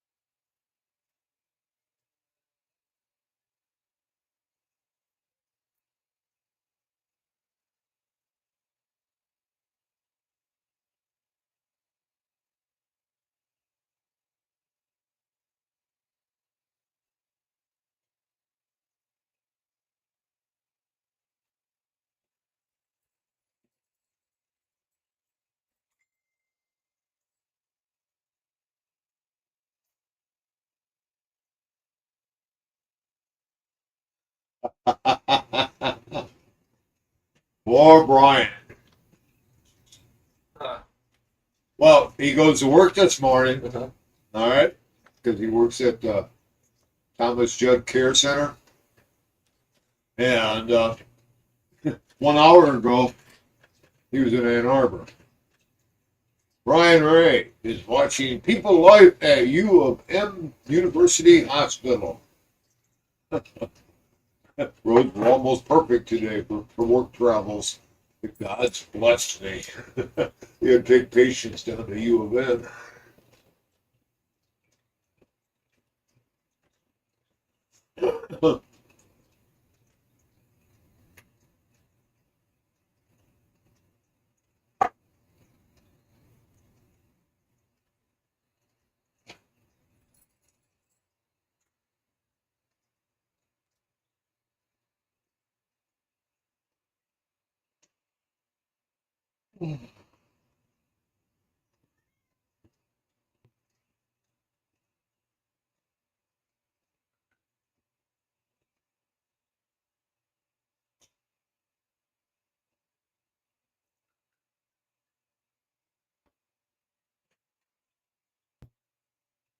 Alright, Karen's making sloppy Joe casserole. I don't have to worry about dinner shit tonight. Sloppy Joe casserole. Never had that before. Never. Something new. Something new. It sounds like you guys are gonna get that chili. I seen a posting this morning. I've been trying to find it ever since I saw it. It's gone.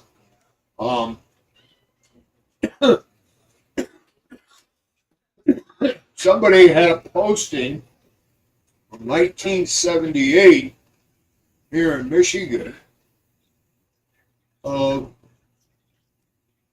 the county working on the roads. They had a bulldozer. You could see the trucks and the military vehicles that was out in front of him. But between him and the military vehicles was a snowdrift. And the bulldozer was trying to move the snow, and the fucking snow was twice as high as the bulldozer in the drift. They says, made a comment that says, you ain't seen nothing, because the photograph was 1978.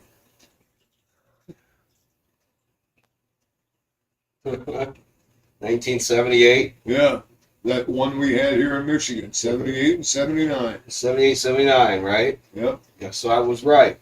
It was the winter of 78, 79. Yep. Okay.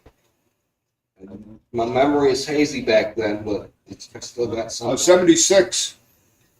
I was here in Traverse City on Keystone. 77 and 78. I went down there. And I was working at Decker Nut was the name of the company. That's just exactly what they did. They made nuts.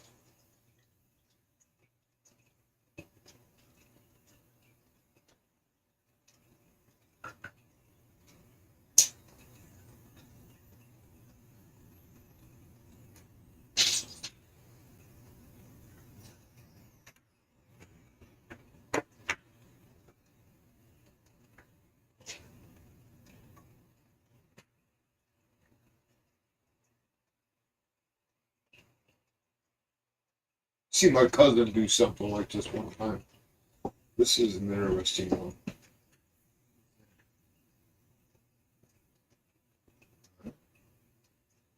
Oh, I like it. I like it on the sidewalk. Yeah. Flat. That was good fun. My cousin. That was a good job. He was an airbrush painter. Worked out in California. I mean, he was good. Yeah. He was doing a gas tank for a guy that wanted a dragon with the wings and the flames and everything on it. Yeah. And the guy showed him what he wanted, and he did it, right? Just like any artist, when he got done, he signed his fucking name down in one corner of it. Okay. They presented to the guy, and the guy told him, he says, I love it. Can you take the name off? I don't want the name showing. He says, yeah, I can take the name off. So he takes the tank, goes back in the back, puts the fucking tank on a hook, drops it in an acid bath, took the tank back out to him and give it to him. You don't want my art, you don't want my fucking signature. Or you don't want my signature, you don't want my art. And he, I don't give a fuck, it's only art to him. But he wasn't going to let him fuck you. You ain't got shit coming. And he did. He washed it clean just like that guy did that bucket of water. Because of Mike. Oh, he was a hell of a fucking artist too. Yeah.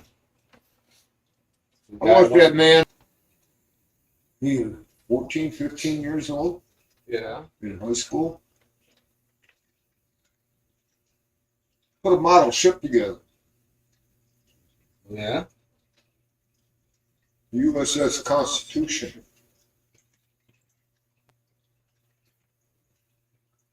Yeah. You know what the Constitution is, don't you? No. 5-mast sailing ship. Oh, wow. Yeah.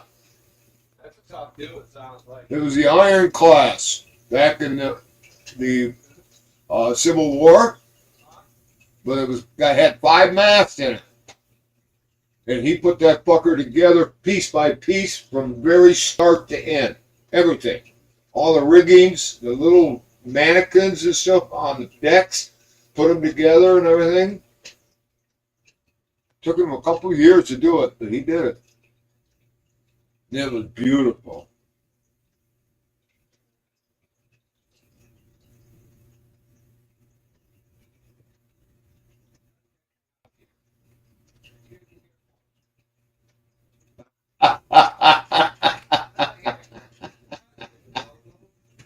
I love it.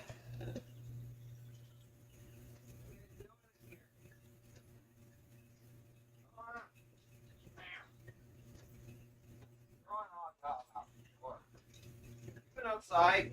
Why never got cold wet pot?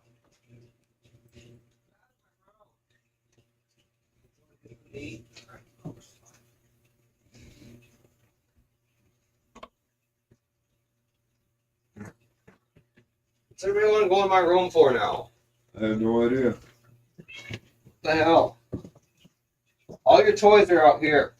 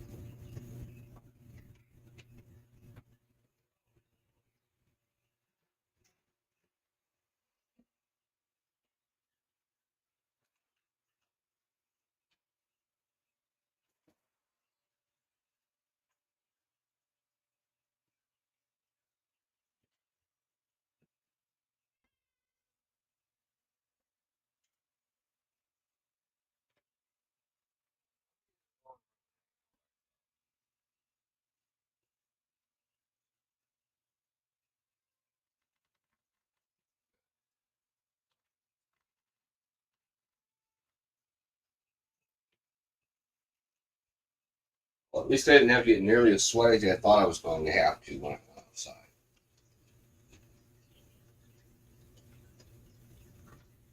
Oh, but I do want to go turn that heater on.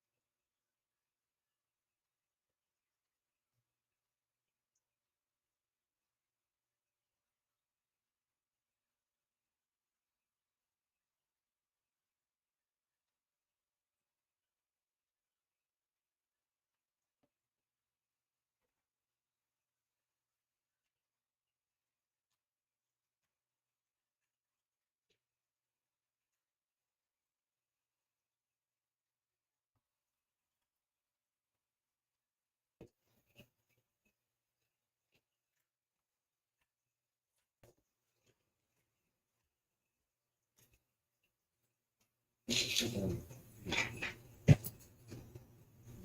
I bothered you. No mean. I'm petting you. But not.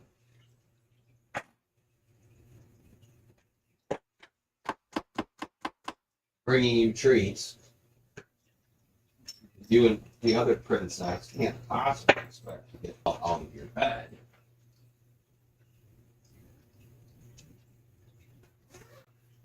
You're not going to do the chicken dance with everybody else. What's wrong with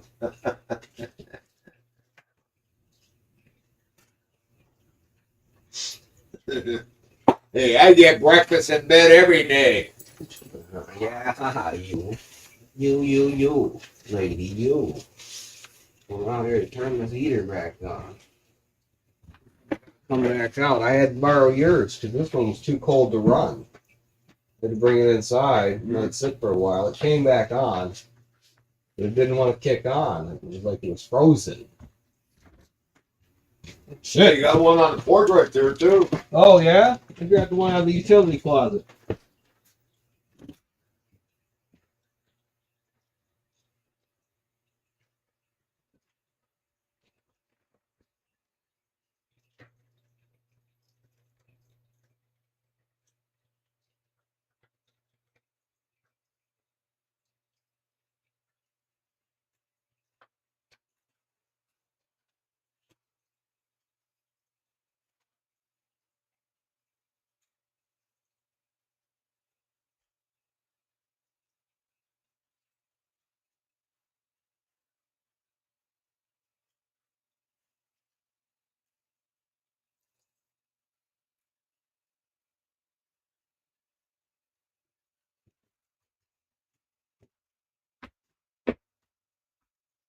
You go outside? Huh? You go outside. Go on. Get out of here, Mr. Annoying. You're gonna bother anyway. Yeah, I love you. Good. You had trouble. Go find a girlfriend. Go find a girlfriend and get rid of some of that tension. No, not in the house. Go find a girlfriend outside. You'll be alright. One day, go buy you some booties. Buy you some booties. Little boots to put on your feet. Huh? Need another collar. Yeah. Oh, what am I doing? I'm not putting this on yet. I gotta go. I gotta get in the shower still. We haven't even done that yet today. You gonna eat some blueberries?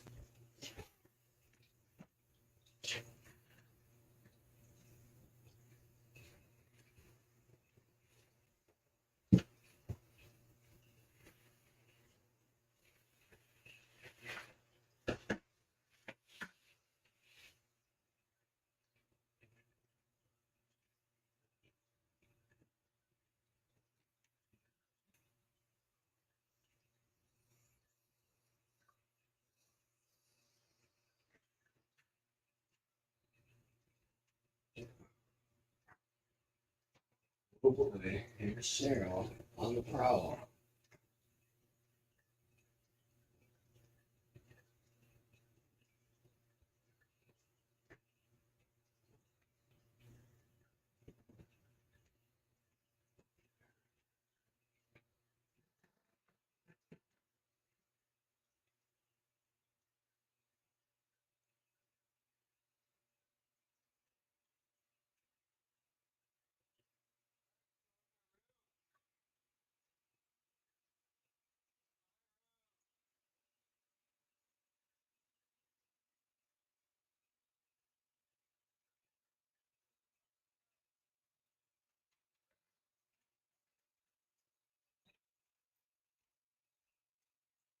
Yeah, you can go in my room.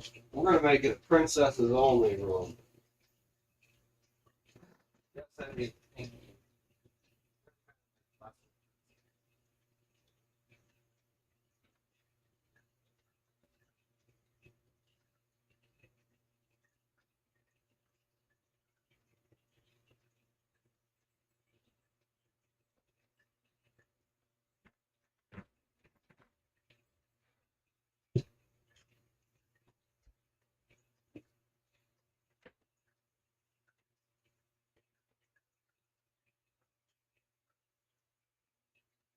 One of them brats is out hiding out now.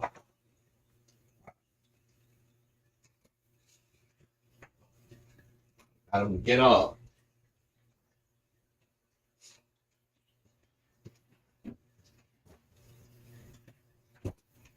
You guys want.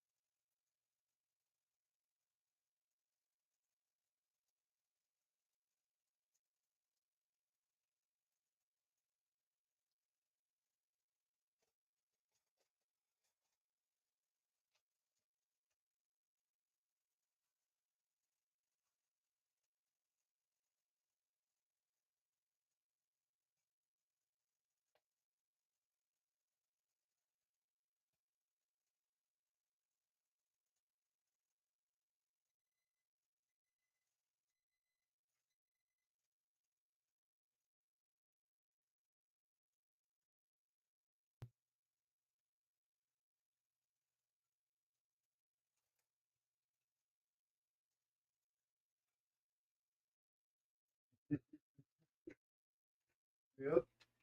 That's clean.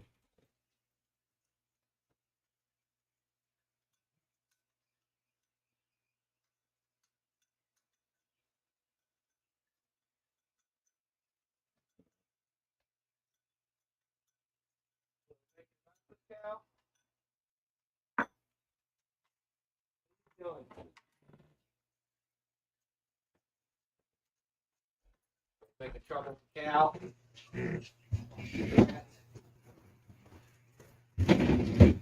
Cal's gonna cook dinner. Ready to spill black? Do he gives you?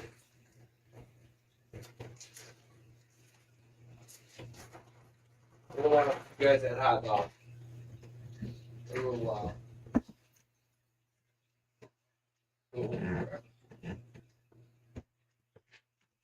Think about these.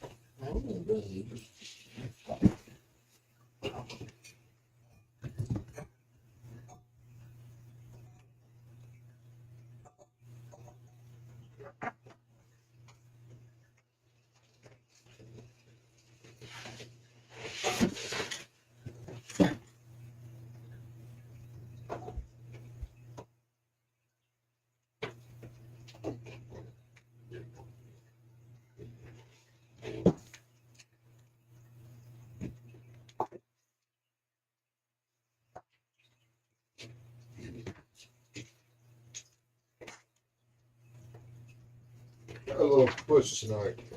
Yeah. Since I'm doing the hot dogs like that. Uh-huh. Let's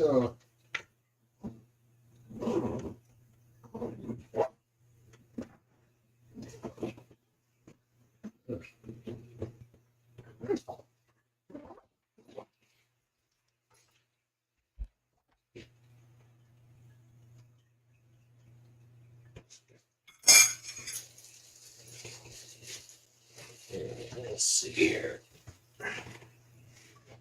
These things out. Just warm up for a couple of minutes.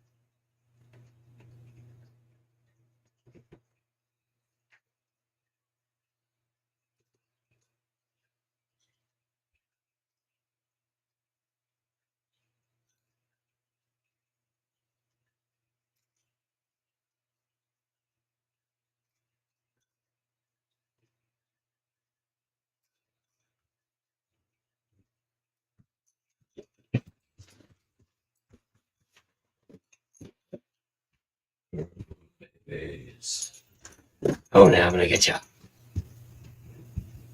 Come here, my Tony. Come here, my Tony Baloney. Let me get you. Cheryl got you. Gonna get him, Cheryl. You're gonna get that Tony. Yeah. Yeah. Get that Tony. Yeah. Cheryl. I'm gonna let him go.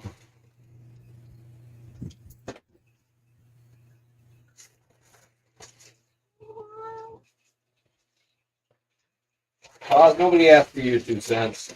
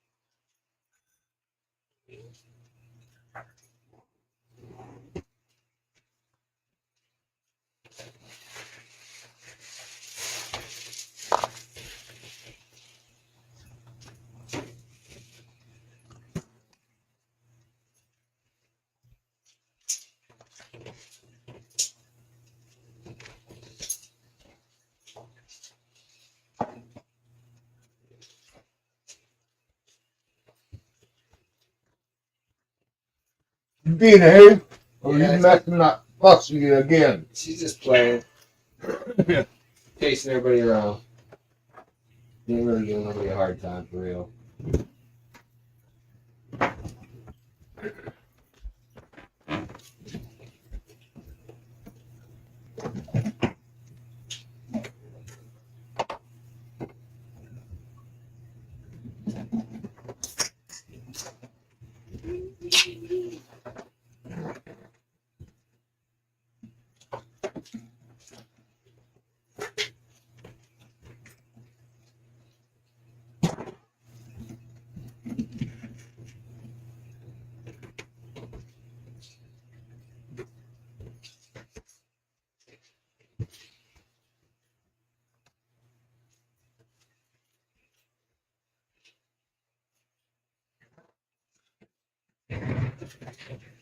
Cute pie. Oh, cute pie, cute pie, cute pie, cute pie, you push cute pie.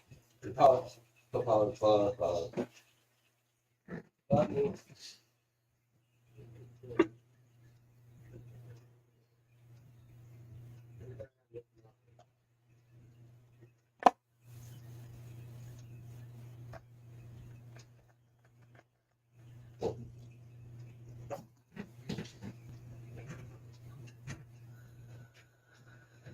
Woohoo.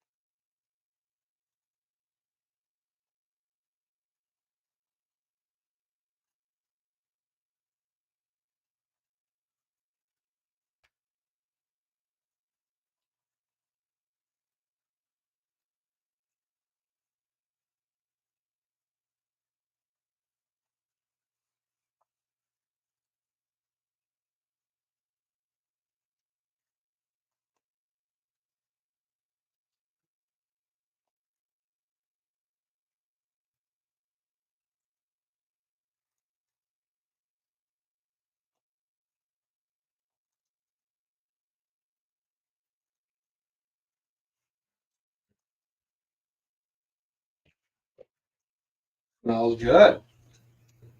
Yeah, but I think 2 of them is too many for right now. You want it?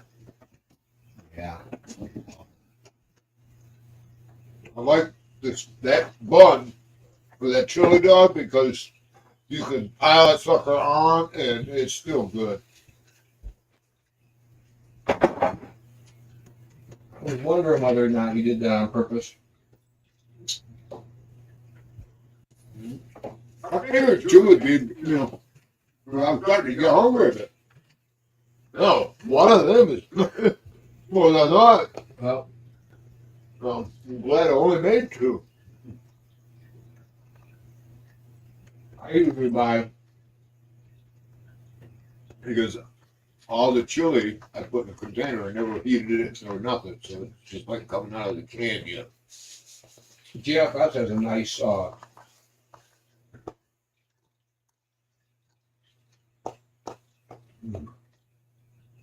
brush my teeth again. GFS has a nice all beef dog for not too much money. It is. Yeah. They're pretty expensive. It's almost as good as a Nathan's. Almost as good as a Nathan's, yes. Actually, if I put it in my dirty water boil, I think it's as good as a Nathan's all day. Oh, look. And this is just the local brand, extra large. Mm-hmm. Yeah. It's just bar ass. Mm-hmm.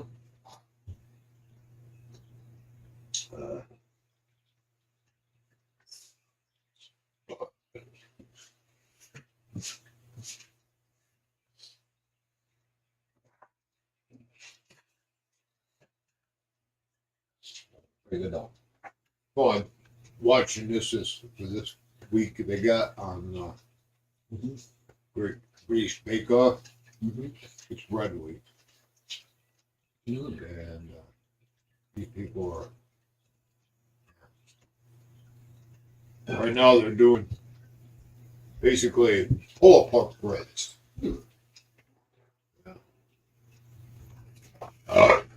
Monkey bread and shit. Even more advanced.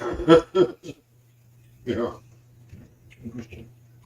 We need to have a flour like this, and each one of the petals has got fillings in it and everything else, so like almost cinnamon rolls or something, you know, but they're just different flavors. But they do use a sweet dough. This year. She's been just kind of trying to be charged.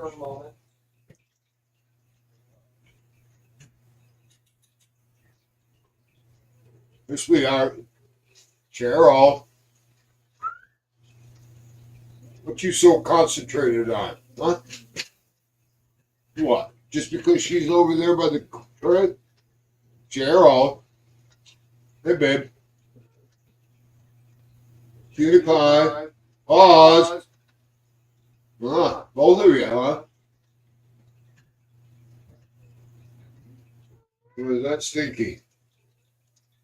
No. Let's pause. Yep.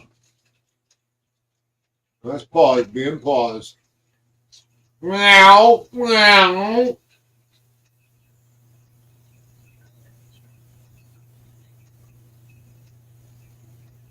Yeah. I'll pause. Go to hell. Leave me alone.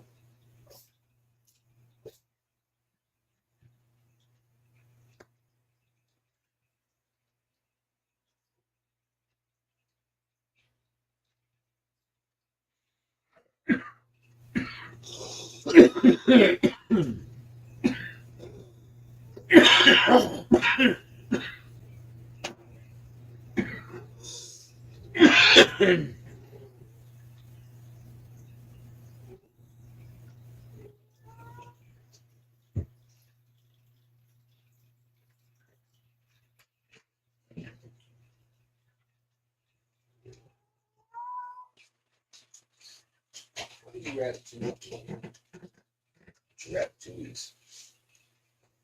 Ratatouille, ratatouille, ratatouilles.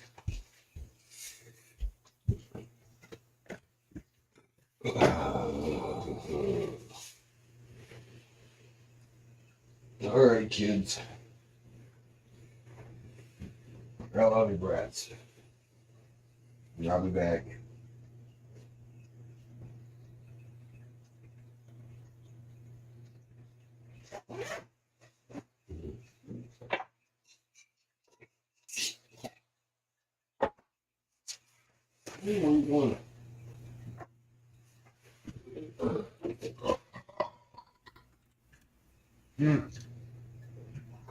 This is the side that I was wondering about.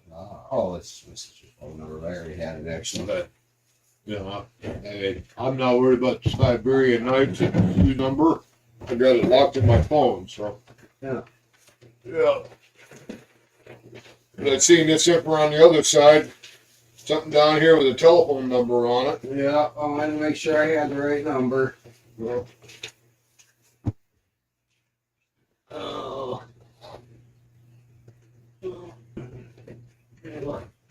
What you doing? What you guys going? Days leaving. Days running off. Cute pie, you coming with Dad? You come over to Karen's house? Huh? You remember Karen's house? You probably come tonight. You want him to.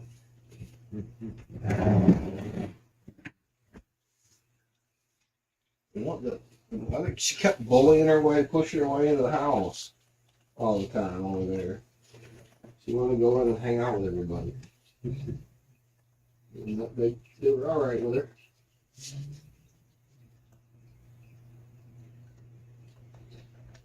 Yeah. I should be back. All right. Everyone be good. Tony, be good. Cheryl's gonna get you. Yeah. Just like you always are. Well, I know. Yeah. Trust me.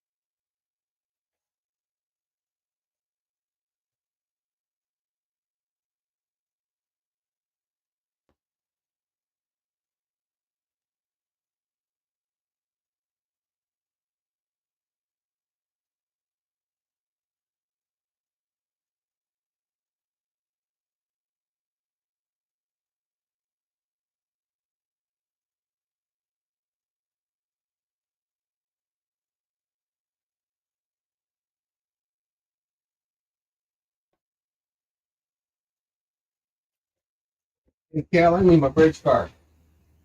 What? My bridge card? Oh.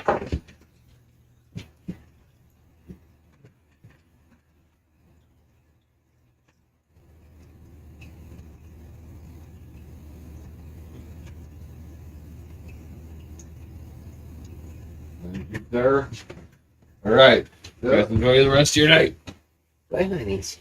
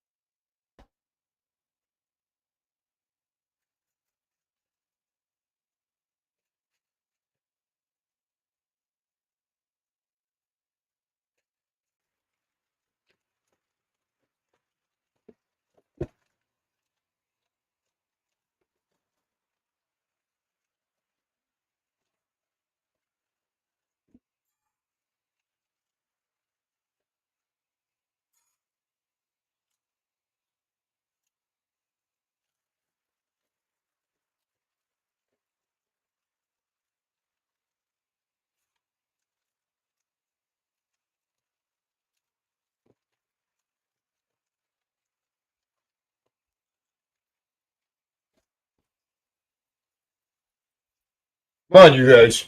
This way.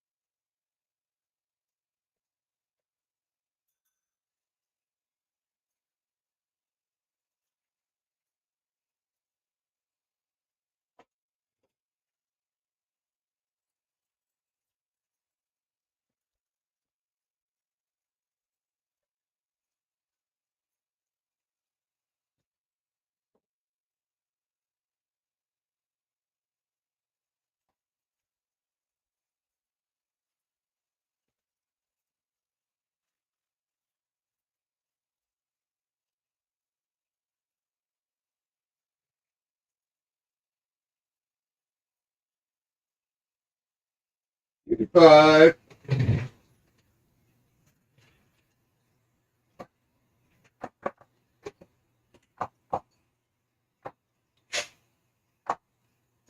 Good day, babe.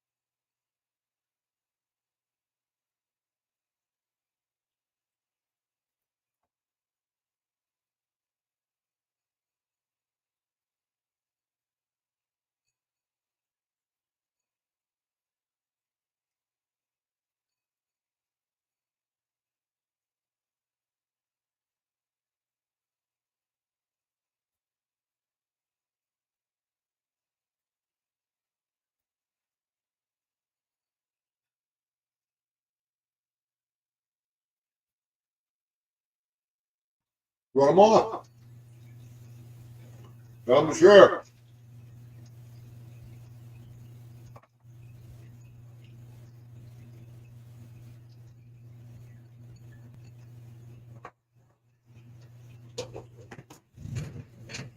They made over half of them already. All right, you guys. Here. Time for mom and dad.